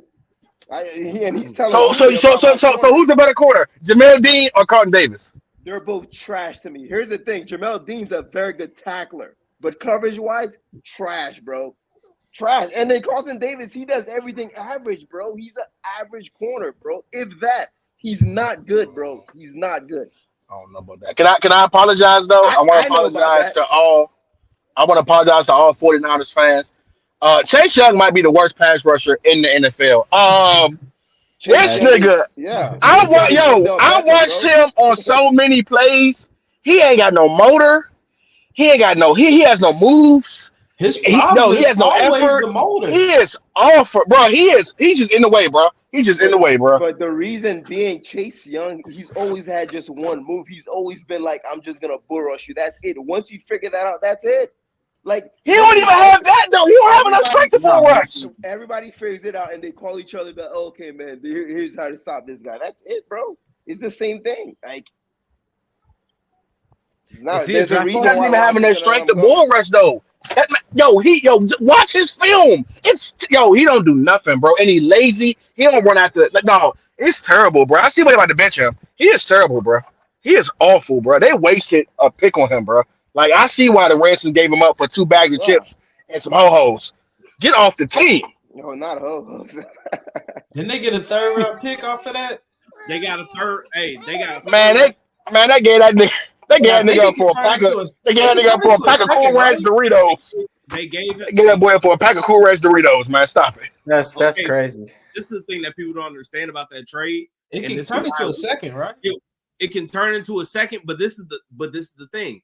It's a low risk move for the Niners because if they let him walk in free agency, he counts as a free agent. So they get a compensatory pick back. So essentially, if he doesn't pan out, which it looks like he's not going to pan out, and they let him walk in free agency, that pick that they gave up in the 3rd round, they get one back. It's just a couple of spots later. So they basically got him for free. It's not too bad. Yeah, not at all. But it's Chase Young. Do we think that Chase Young's a draft bust? Yeah. Nick Bosa already carried his family name. He's gonna have to carry Young too, man. I feel for Nick Bosa, man. If he already carried his family name on his back. If you're a first-round draft pick, pass rusher, and then you go for and you get traded for anything less than a first-round pick, like you're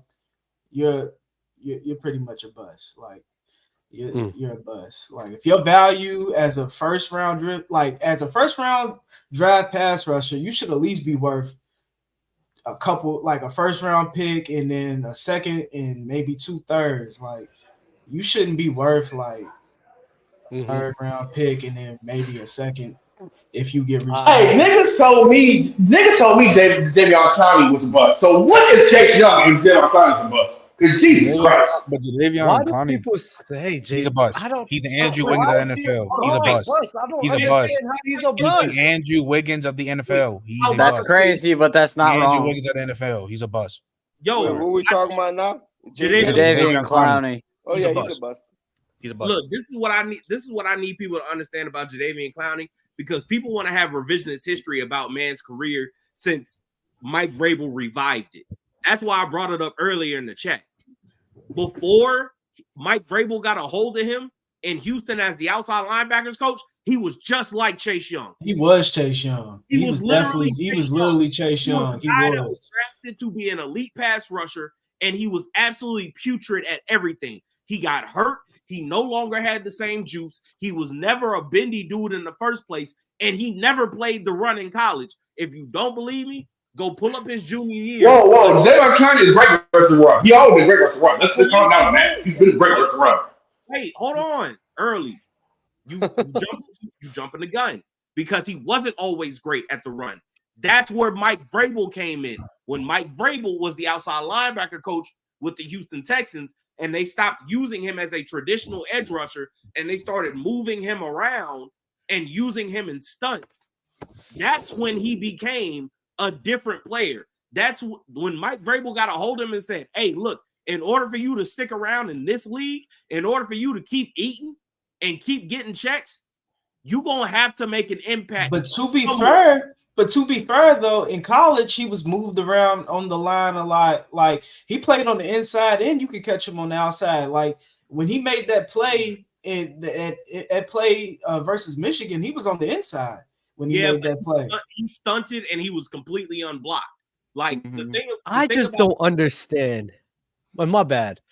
I don't understand how we could call Jadeveon. So the Texans were using them wrong. When In that my man was opinion, the very Texans much. were using them wrong, and it took Mike Vrabel to say, "Hey, this is how you use Jadeveon Clowney." No. See, he's the biggest. But he did get injured though. Wait, hold on. Let me finish. Because this is the thing. Again, people be trying to play revisionist history. He's the biggest defensive prospect in the last decade. His first couple of years, he was putrid. Do you hear me? Absolutely. But maybe they were using him wrong. They weren't using him wrong. The problem is his skill set. They drafted you. And I think didn't he get a knee injury right off rip? He had a really bad knee injury and he got microfracture surgery. So it turned him into a different player at that point.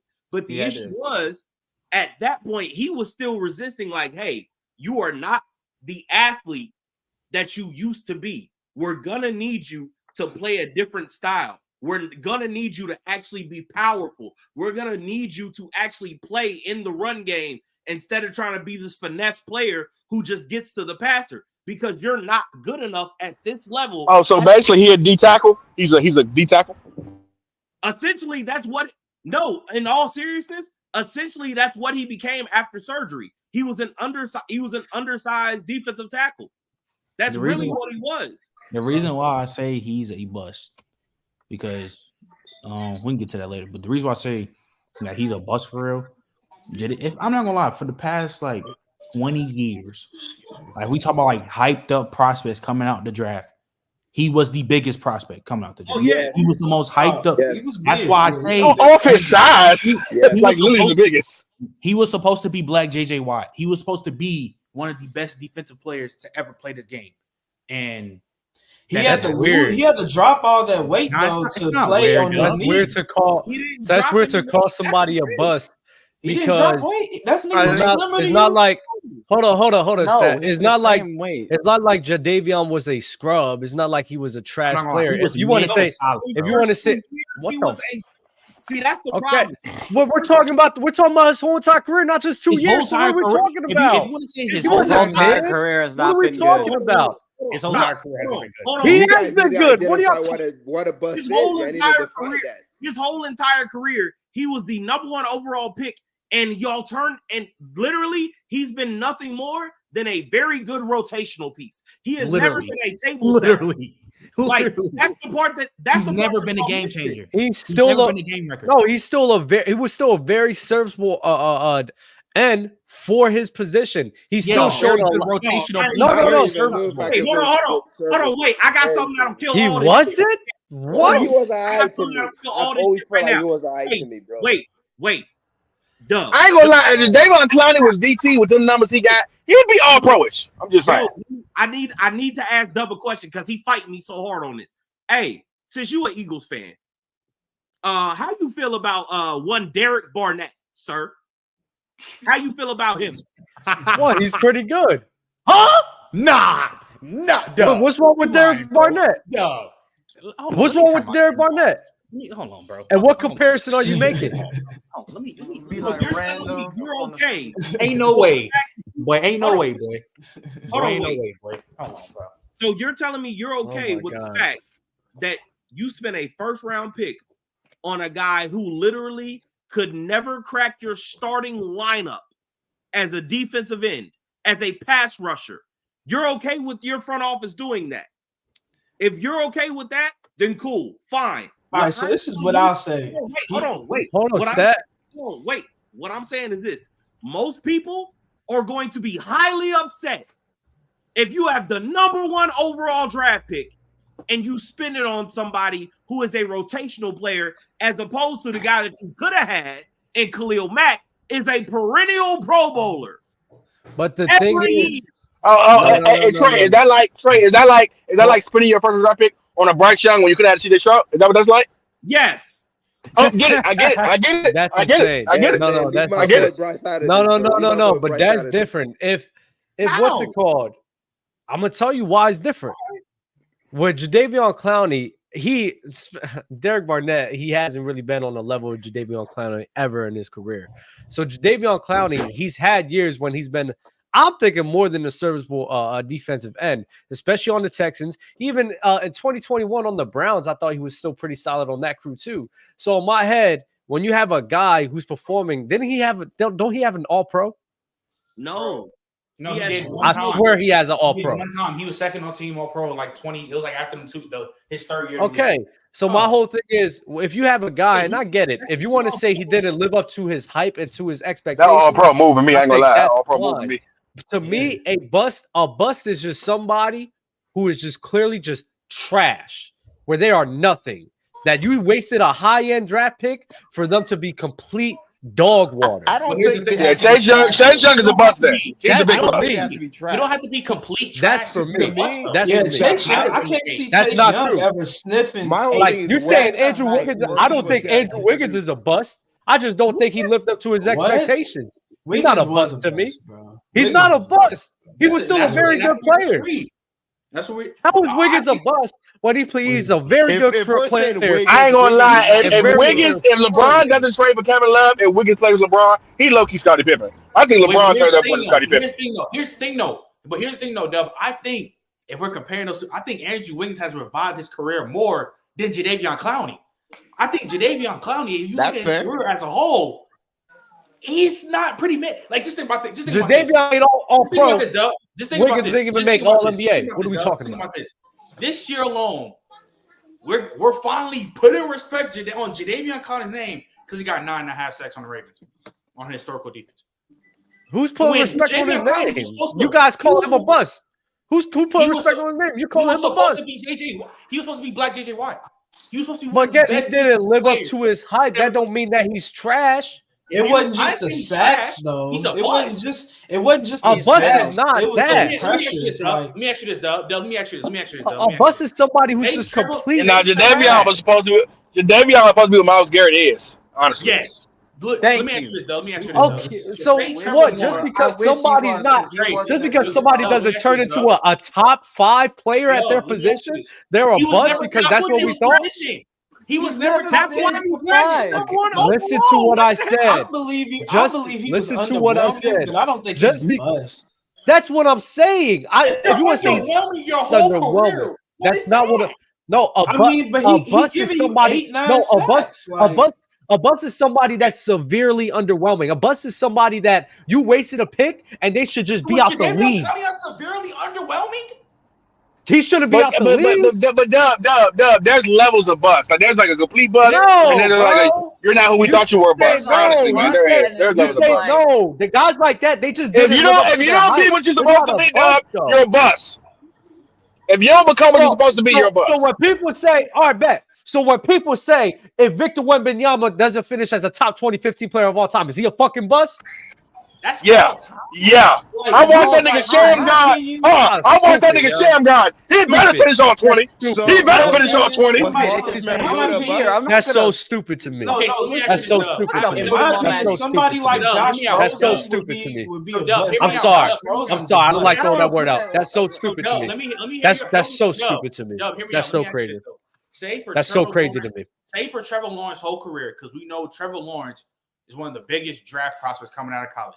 Say his whole career, just the rest of his career, it's been. If he's a Pro Bowl level, yes. If he's a Pro Bowl, if Trevor Lawrence is a Pro Bowl level player for the whole entire career, not like All Pro or MVP or just Pro Bowl level, like no All Pro, not no MVP, just Pro Bowl, just solid, like a Phillip Rivers. Pro Bowl player his career though. You said what? All right, I changed my mind. I'm on Dub's side. He's not a bust, bro. See, Jadeveon was a Pro Bowl. What are you talking about? He wasn't somebody like Josh Rosen. I don't think he's a. Just because he made it too. You can't put now you're nitpicking stuff. Let me Josh Rosen, who's a real bust. Okay, there are levels to bust. That's Josh Rosen is for sure a bust. Clowney in the same conversation as who really bombed in the NFL. Even though, of course, it's the Tim Tebow of the world, the Johnny Manziel's of the world, the Ryan Lee's, the Jamarcus Russell's, where they're top tier garbage. I still feel like if you are a top draft pick especially in Jadeveon Clowney's sense, because he was supposed to be one of the best, if not the best edge rusher to come out in like the past 20 years. And his career has been super underwhelming. He's never even gotten 10 sacks in a season. He's never been top 10 edge rusher in a season. Is Jared Goff a bust? But again, I ain't gonna lie, him having an all-pro, having an all-pro is like, that's not bad, man. Is Jared Goff 1 year? You can say that's a 1 year wonder. That's him not living up. That's him not living up to his hype. If That's not him being a bust, though. If his no, a bust is somebody. A bust is. I keep telling you what it is, but you're not listening. So I'm gonna repeat myself one last time. A bust is when somebody is severely. You can underperform and not be a bust, but when you are severely underperforming to the point where you shouldn't even be in the league, bro, you are a bust. If Trevor Lawrence is supposed to be the next Peyton Manning, but if he's just a Pro Bowl level quarterback, if he's a Phillip Rivers for his whole entire career, I don't think he's a bust. He just did not live up to that hype that we thought that he was. No, real quick, before you go, this is where we disagree on this. I think there's levels to being a bust. Hold on. Like he got drafted with the number 1 pick. You have to understand. Like, hold on. Wait, Trey. If Wiggins got drafted, I'm not putting that. That's not an indictment on. I'll put it like this. I'll give you a perfect. I'll give you a perfect example. Let me ask you, Doug. Just because they had, so if Victor's not a top 50 player all time, he's a bust. I'm not even talking about Victor. If Victor Wembanyama is not a top 50 player all time, I'm not gonna say is he a bust? He has a okay, then, but that's what you're telling me. That's not Jadeveon Clowney, though, bro.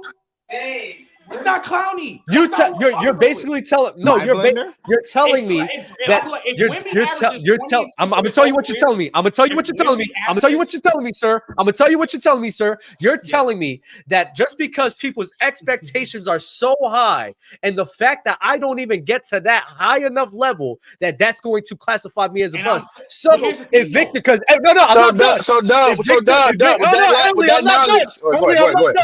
not done. So Victor Wembanyama is supposed to be a top 10 caliber player. He's supposed to do that for his whole entire career. So you're telling me if he doesn't even get that, he's only top 50 or top 75-ish player, then he is a bust. Well, let me answer that. Here's my thing, though, about with Victor, though. Here's my thing, though.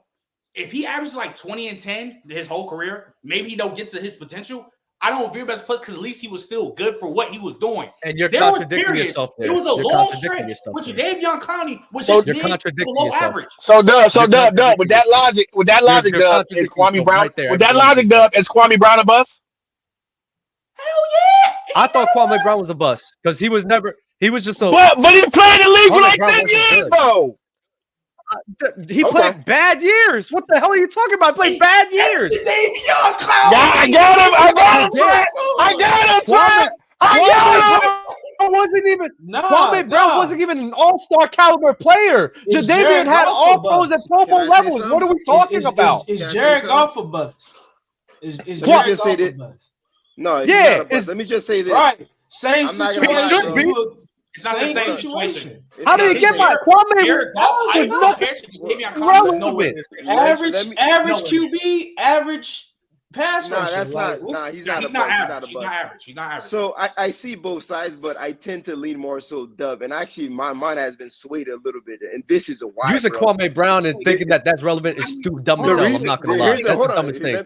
Let me get this out. There's a reason why. There were some years where Clowney was actually decent to the point to where we were saying that we're going to award him with a Pro Bowler because he was one of the better players at his position. That alone, at the very least, he was mid. You could say he had a mid-career or somewhat subpar. Cool. But to me, that's not a bust is like, bro, man, it's not even close. Like, you were bad. You didn't even have one great year. So for that reason, but really, you guys have different definitions of what a bust is. That's why I had. But I'm gonna be honest. Though. If Jadeveon Clowney's a D tackle, he's all pro. Like he's like an all pro career.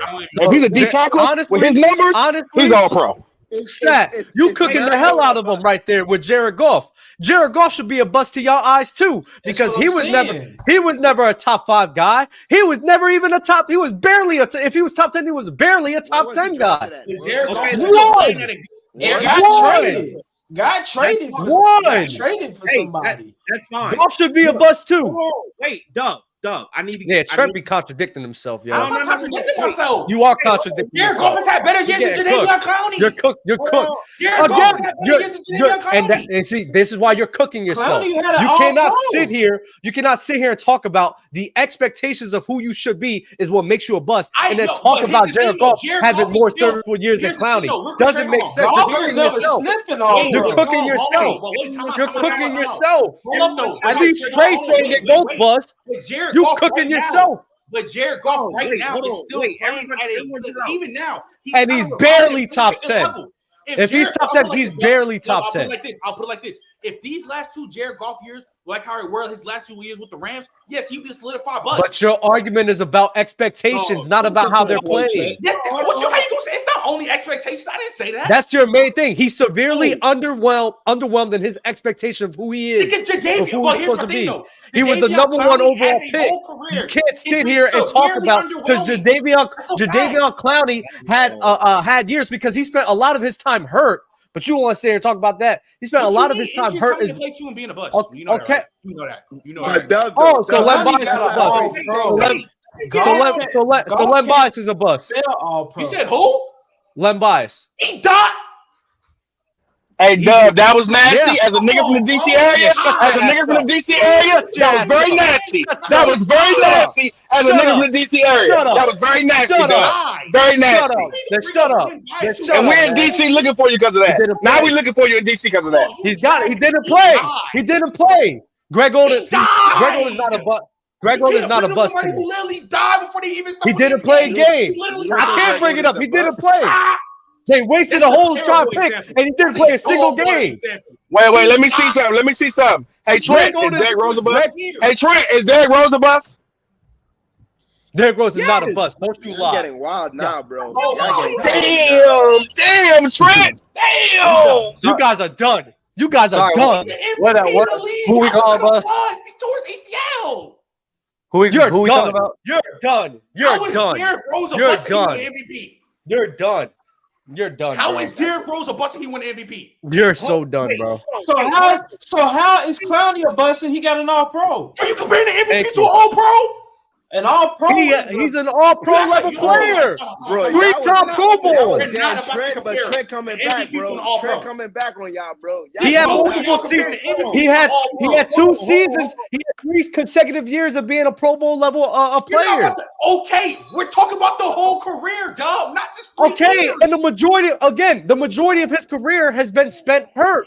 And that comes into a play of being a bust. Okay, so Derrick Rose, despite Derrick Rose, despite Derrick, no, I'm about to cook you right here. Don't run from this cooking real quick, because despite Derrick Rose having that MVP season in his 3rd year, every year after that, he's been hurt or not what he was supposed to be. He was He literally only had 3.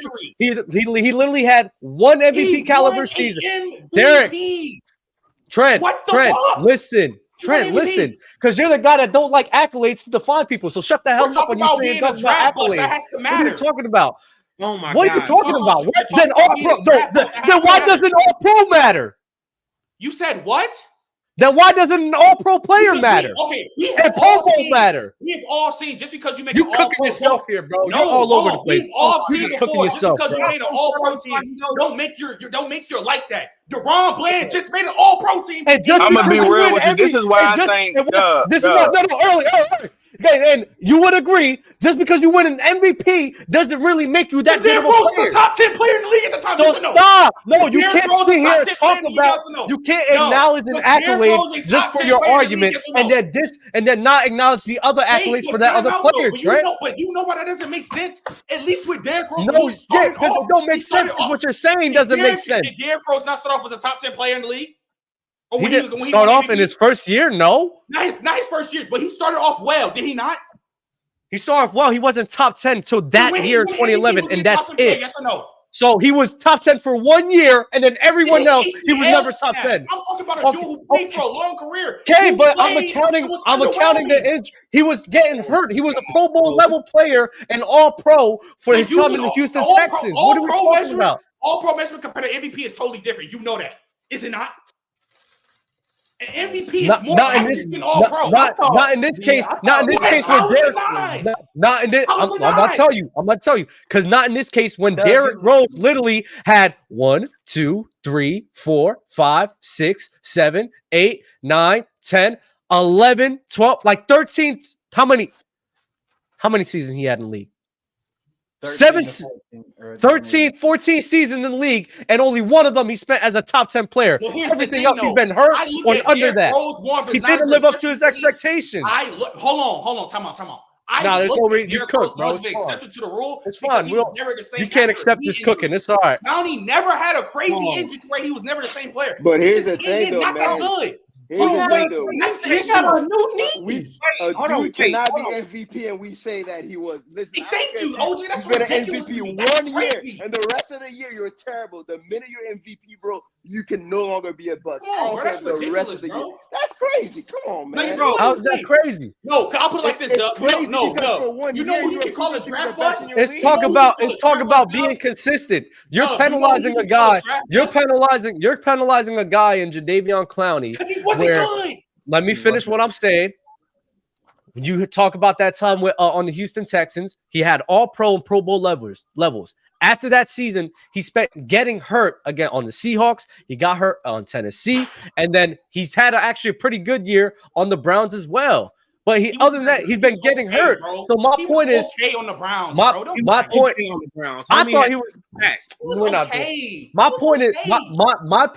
point is, you can't sit here and not acknowledge injuries for one, but then acknowledge injuries for the other. That doesn't make you can't sit here. No. You can't sit here and tell me that injuries plays a factor in all of this, and then for an argument, you're saying no, it doesn't matter at all. That doesn't make sense. You're comparing to a dude who won the MVP. I think the MVP in that case is more accurate than Jadeveon Clowney when he was playing against Brandon Roy. I think that's crazy to compare it to. I think that's ridiculous. I thought making all pro in the NFL was like we seen it's a prestigious thing. It's all pro that wasn't crazy. So that's the issue. You're it's a prestigious thing to make the all pro. So to sit here and just disvalue that just for this point, that's fine. But you can make stop. You can make that same argument for MVPs because somebody could win an MVP and not deserve it. Got change alter, and you know why though. You can't compare that. Okay, but I'm not the one saying. Stop. I'm not the one saying that injuries are a part of making you a bust because I'm not gonna call Greg Oden a bust. I'm not gonna call Derrick Rose a bust. I'm not gonna call Brandon Roy a bust. I'm not calling none of those guys bust because something happened to them that they couldn't control. But I think using Derrick Rose is a dumbass idea because he won an MVP. I just think he had a career. You're cooking yourself. You're contradicting yourself. Y'all my point is, you're contradicting yourself. You're contradicting yourself when you're saying you're acknowledging injuries and you sit here and don't acknowledge it for Jadeveon Clowney. Grant Hill would probably be a more accurate, like Grant Hill will probably be a bust for him too. I don't think so. Is Grant Hill a bust to you, Trent? Yes. Is Grant Hill a bust? Yes. Yeah, you're. Hold on. Hey, everyone, chill out. I just need to say this. Y'all can sit there and say whether you think somebody. Hold on. Y'all can say whether y'all think somebody is a bust or not, but the reality is, strip the name off of it. If you have a player who is drafted #1 overall, because Dub, you said yourself, a bust is somebody who literally just doesn't severely misses their expectations. When you draft somebody #1 overall, specifically in football, because that's not what I said. I said severely underperformed to the point where they shouldn't even be in the league. And that they're trash. Okay, cool. Even if you want to say that, up until Mike Vrabel got a hold of him as his new outside linebacker coach, that's exactly where he was heading. The whole reason we're having this. Everybody. That's Josh Allen. That's literally everybody. Josh Allen was looking like a bust before he got Stephon Diggs. Guess what? But guess what? We're not going to call him one. We're not going to sit here and just because he got that crew, we're going to use that point against him. Let's not do that. We're not going to call him because we're going to say he needed Brian DePaul and Diggs to revitalize his career. That's a part of his career. Yo, I mean, both of here's my y'all point, chill out. though, Let me Dub. finish. You got a guy. But you Josh got a Allen guy- looked hold like on. Hey, both of y'all chill out. Let me Now finish. we watching the other Hold on. one. Let And Trey in 24 finish. years, Early, you're in the 15. ocean again. Early, you in the ocean, bro. ocean You in again. the Atlantic. Chill out. Hold on. Because Dub, you nasty as hell. And the reason why you nasty is the reason why you nasty. Trey. Hey, you nasty as hell because you know good and goddamn well there was no point in time in the NFL where Jadeveon Clowney had the turnaround that Josh Allen had in his career. That has literally never happened. Stop it. Stop it. No, stop. No. But You you guys can't are But not- Dub. If I pick you number one as a pass rusher, you got to be Michael Strahan. I gotta say this to Trey. Early, the point is, you can't sit here and acknowledge the turnaround for Jadeveon Clowney and that he looked like a bust. And the main reason why he didn't look like a bust no more is because of Mike Vrabel and them. But then for Josh, we accept that even he went from being almost out of the league to being a rotational player. My point is, if I pick you number one overall, Dub, you got to be Michael Strahan, Bruce Smith, JJ Watt. Early. Hold up. Geno Smith, Dub. He's a That's third a round bust. pick. I'm not really aiming at. Wait. Oh, my bad. Yeah, he is a third rounder. My He's bad. like a third round pick. He's just But the whole was a high second rounder. He was the whole almost, point. That's not. Go ahead. He was almost bottom. He was The whole point with Josh Allen is we know that there's a multitude of guys in the NFL where we know that there's a coach or a player that got on their crew that changed the trajectory of their career, but we don't use that to classify them as being a bust. We accept them for that because they still have to perform for that. Josh Allen don't got no all pros. But what? You tripping? You out your mind. Hey Trent. Hold up earlier. But Jadeveon Clowney, even though he had Mike Vrabel, he still needed the ability to go out there and perform, and that's what he did. You can't take that away. As much as I want to sit here and say, and completely penalize Stephen Curry for what he did on the Steve Kerr system and what they was doing. At the end of the day, I have to accept that for his career and use that in my personal rankings of him. Here's a simple question to let me ask you to where I think this is where we can just agree to disagree, and I want to see where head is at. At Jadeveon Clowney's best, what is he? Solid, very good. What is he? He's very good. Yeah, that's where we disagree. I think he's still very good. And that's where we disagree. That's it. That's what it is. Because I never thought Jadeveon Clowney was very good. And the fact Trent, I want one more Trent. That's so crazy to me. Hey, Trent, is Reggie Bush a bust? Yes. Is Reggie Bush a bust? Yes. Vince Young, bust. Okay, he's consistent.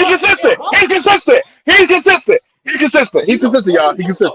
By the way, Reggie Bush coming out is one of the best. Yeah, you're consistent. You're right. By the way, let me just say this last thing. He's 100% a bust. If you look at all the games that Jadeveon played, not counting games he was hurt, games he actually played, and compile all of that to his average sacks, he probably averaged like 4 or 5 sacks a season. So, you know what makes it worse, OJ? There's that. I'm not even taking a side. I'm just throwing that out. He was playing with J.J. Watt. He was literally playing alongside the best edge second best if you have. Believe it or not, bro, I don't think either of you guys are wrong. The thing is, Trent, I don't think either of you guys are wrong, but you guys just have different definitions of like for Dub's definition, it has to be clear. Like it's super clear, but for you, you're saying there's levels to this. I don't think you have to. Yeah, Trent, pick for me. JJ Watt is the greatest pass rusher of all time. He could be the best. To call Andrew Wiggins a bust to me is crazy to me. I don't think he's a bust at all. I don't think Clowney's a bust. After the Warriors stint, and Goff should be a bust though. I don't know how Goff isn't a bust. I really don't. And at least you're consistent. This is why I say I'll have the comment with you more. But Trent just put himself in a whole complete loophole because he just doesn't make sense with his logic. Goff, you should say Goff is a bust. But I think he's still playing. He still has a chance to revive it. Do you not see? Yeah, he's showing he might turn his career around. But he might turn his career around, though, Doug. He might turn his career around. You can see it. Trent, put it like this. He should be a bust. Before he got to Detroit, I thought he was a bust. But he's starting to revive and pick it back. Same. Like this, then he won't be a bust anymore. If you're giving Goff that same luxury, bro, you should give that luxury to Jadeveon Clowney as well. What if he mess around and gets 12 sacks next year? Because Jadeveon Clowney has had ample opportunities at this point. Yeah, he's had dumb But he's still playing though. I'm just wait, using your logic. He's still Hold playing. on, wait. I get what you're saying. I get what you're saying. But what I'm saying is this: there have been multiple times this man has played next to J.J. Watt. This man has played next to Jeffrey Simmons. This man has played this man has played next to Myles Garrett. This man has literally played with 3 of the best players at their position at any point in time. Hey, did he play with Matabike? Like even with he played with everybody. That's funny. There's never been a point you were drafted because you were supposed to be a killer, a cornerstone. To Trent's point, he was literally supposed to be the counterpart to J.J. Watt. You were supposed to be on that same level. And the crazy part is, again, you are also measured by the people who are in your draft. That same draft had one Khalil Mack. That is also a part of this whole bust discussion. Because for every Michael Jordan, you have old dude that was drafted in front of him. Bowie. Yeah, Sam Bowie. I'm with you, Trey. You can't be a number 1 overall pick and get passed around like Lucy's at Rikers Island. I'm sorry. Hey, hold on. To hell with all that. You can't be a number 1 overall pick and just be a role player. If you are taken at the number one pick, you are supposed to be at the very least a high-end starter for multiple years. I agree. So Jared Goff's a bust too, because you could have had Jalen Ramsey, you could have DeForest Buckner. Yes. Yes. Trent, you should agree. Whoa. But Jared Goff is a multiple Pro Bowler right now, and now he's a quarterback. He's a franchise quarterback. He's a franchise quarterback. Yeah, Derrick Henry and Michael Thomas in that draft. Okay. Wait, as of right now, is Jared Goff not a high-end starter right now? No. Top 10, y'all. Top 10. Top 10, y'all. Come on, be real. Barely. If he's top 10, he's barely. I'm not having an issue. Trey say Jared Goff is the bust. I'm just saying. But you never said Jadeveon Clowney was ever top 10. He's reviving it though. I think he's actually having a really good chance of reviving his career. And yes, Baker Mayfield, will he be a bust if he continues this success? So wait, are you gonna wait like that? Nah.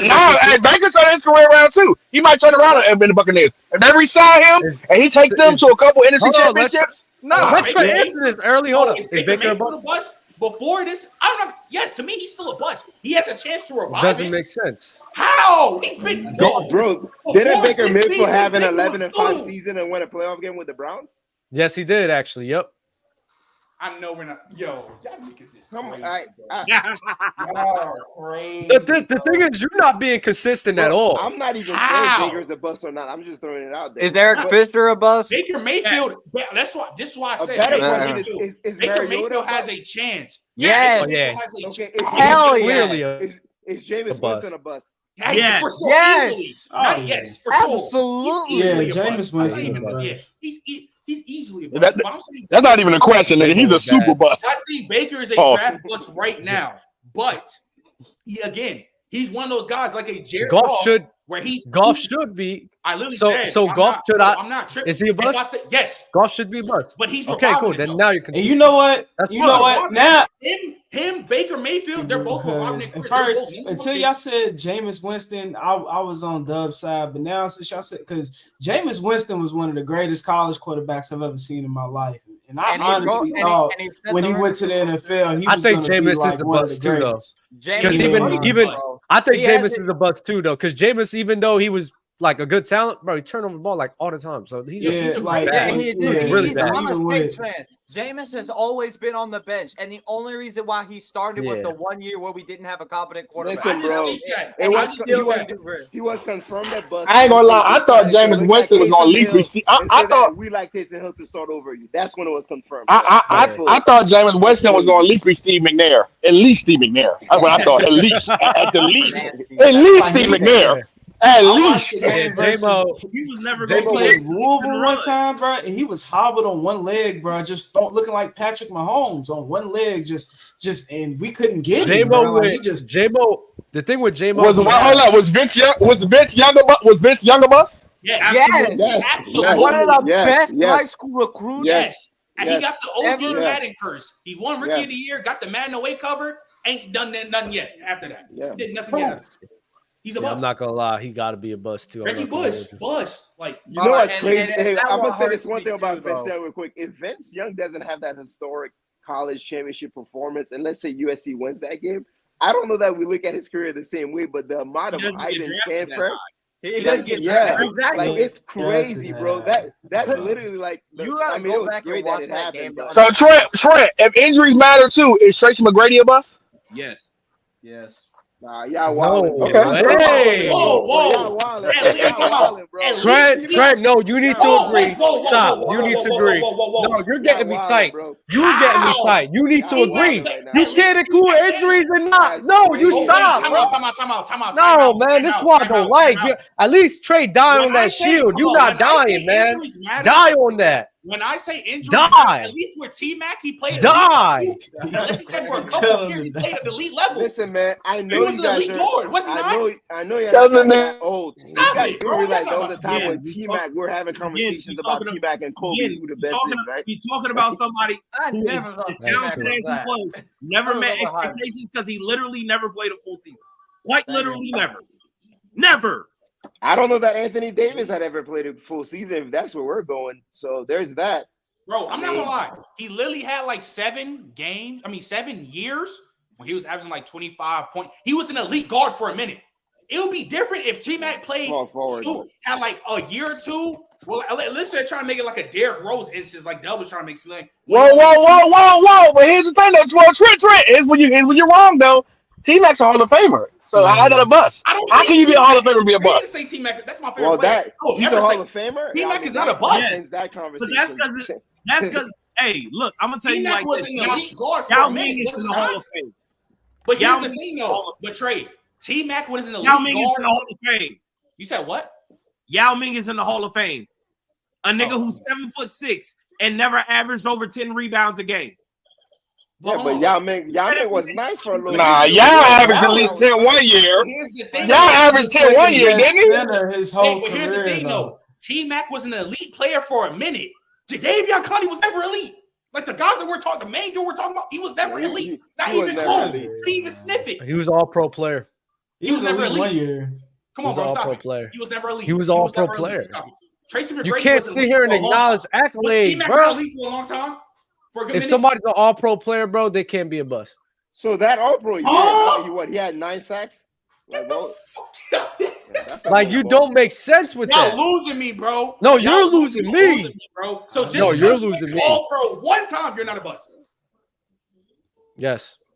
All right. Not difficult it is to make an all pro. Okay. No, you know Like how I said, difficult- he got me with the Jameis. Well, he got me with the Jameis one because if you like in my head, Jameis and Clowney have had pretty much the same kind of career in terms of where I would put him. And I would consider Jameis a bust because like I said, he's one of the best according to I've ever Trent's seen. logic. According to Trent's logic, we're talking about the 1 year wonders right now. A godly war. Like you can't sit here. I could talk about the 1 year wonder with Jadeveon Clowney the same way you talking about it with Derrick Rose, man. That's all I'm think saying. that's on the same level, bro? Do you really think that's on the same level? See, that's what I'm talking about. Making an all-pro is very difficult to make. So if you're including somebody's MVP, you can include somebody's all-pro. Is what I'm saying. Dub, I'm about to ask you this question again. Do you think all pros and MVPs are in the same caliber? Do you think it's the same level? I'm saying if you're using an MVP, I can use an all-pro. No, you can't because it's on a totally different level. Nah, that's petty. Come on, that's petty, dog. Yes, That's I petty. can. You can't tell me what I can. I can't use. But here's the thing, though. Is you can extremely use difficult to anything, me. bro. Anything is possible. Listen. That would be the equivalent. That'd be the equivalent. If Jadeveon Clowney was the defensive player of the year for at least 1 year, that'd be the equivalent. Like, okay, then he was defensive player of the year for 1 year. He made it all pro. No. We've He seen made it players make all-pro. all pro. It wasn't But crazy. all-pro, Stop it. all-pro Don't means use that you're all-pro one of the argument, one of bro. the better player in your position of 32 positions, right? I mean, 32 teams, but MVP is basically saying you're the best player in the league. You're the best player in the league. Oh, Jay, talk to me, bro. What is he saying? Comparing to all pros. But the same point he's taught. It's just a 1 year wonder. If he only had 1 year, take the MVP out of it. You only had 1 year being a top 10 player out of your whole entire career. Didn't Derrick? Didn't he just get started? Like, wasn't he not the youngest MVP ever be? Yes. He only had 1 year being a top player. But Derrick Rose was cooking before he got the MVP. And I'm not saying he was. And I'm not saying he wasn't. I'm saying if you're including injuries, of that's making you a bust.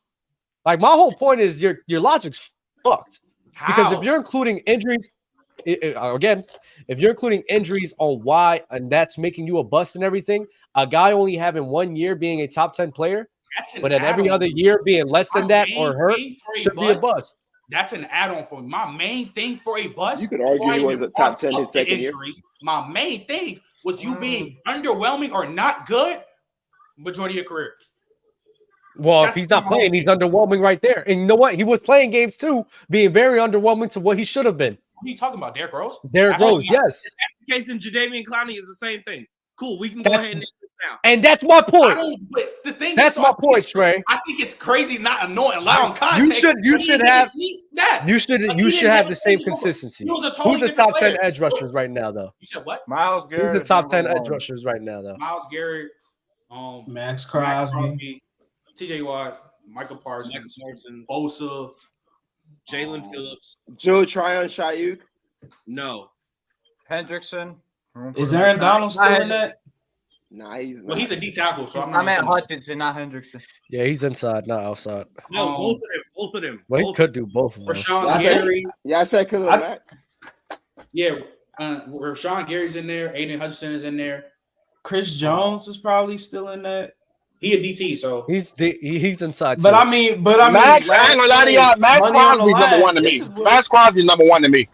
You think Max Crosby over there's not a motor in the league that no one has like Max Crosby, dog. I'm telling y'all, man.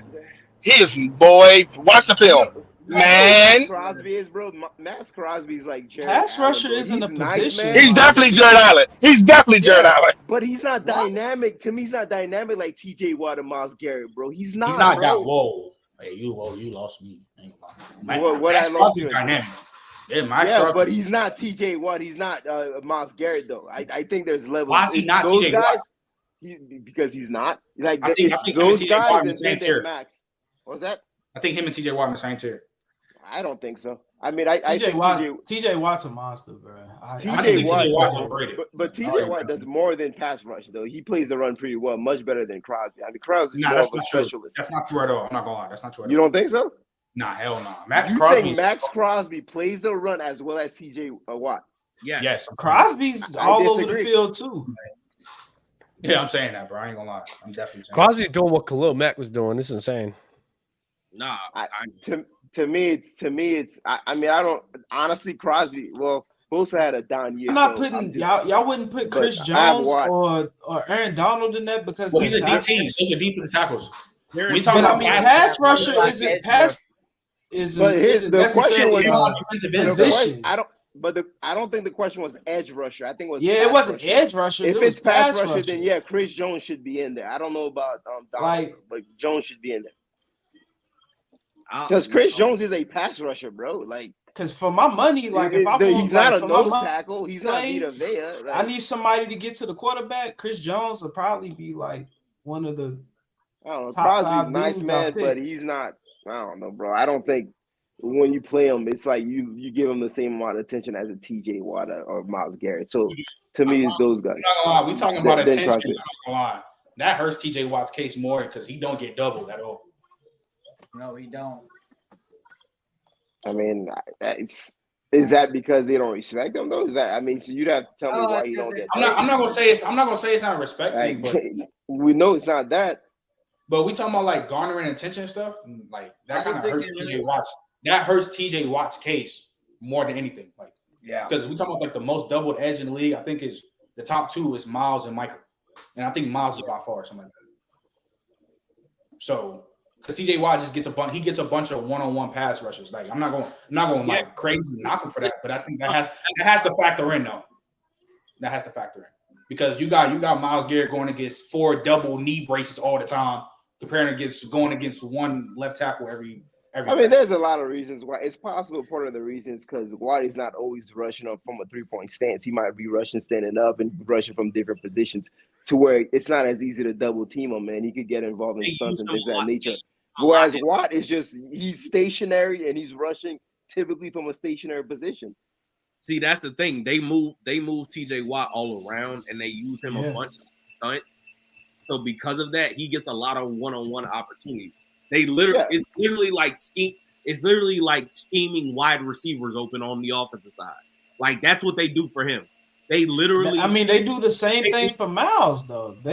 Miles even play on the inside. The only difference between Miles and TJ is that Miles on the inside sometimes. They do it in spurts, but more often than not, literally a majority of the way they play defense in Cleveland is, hey, Miles, line up wherever you want. The defense is going to be so scared of you that they're going to move all of their attention your way. I know you're about to get double teamed right now. We need you to beat this double team. And he's like, okay, cool. Well, he couldn't beat Laramie Tunsil. He got locked up, so there's that. Hey. He put Laramie Tunsil in a chokehold.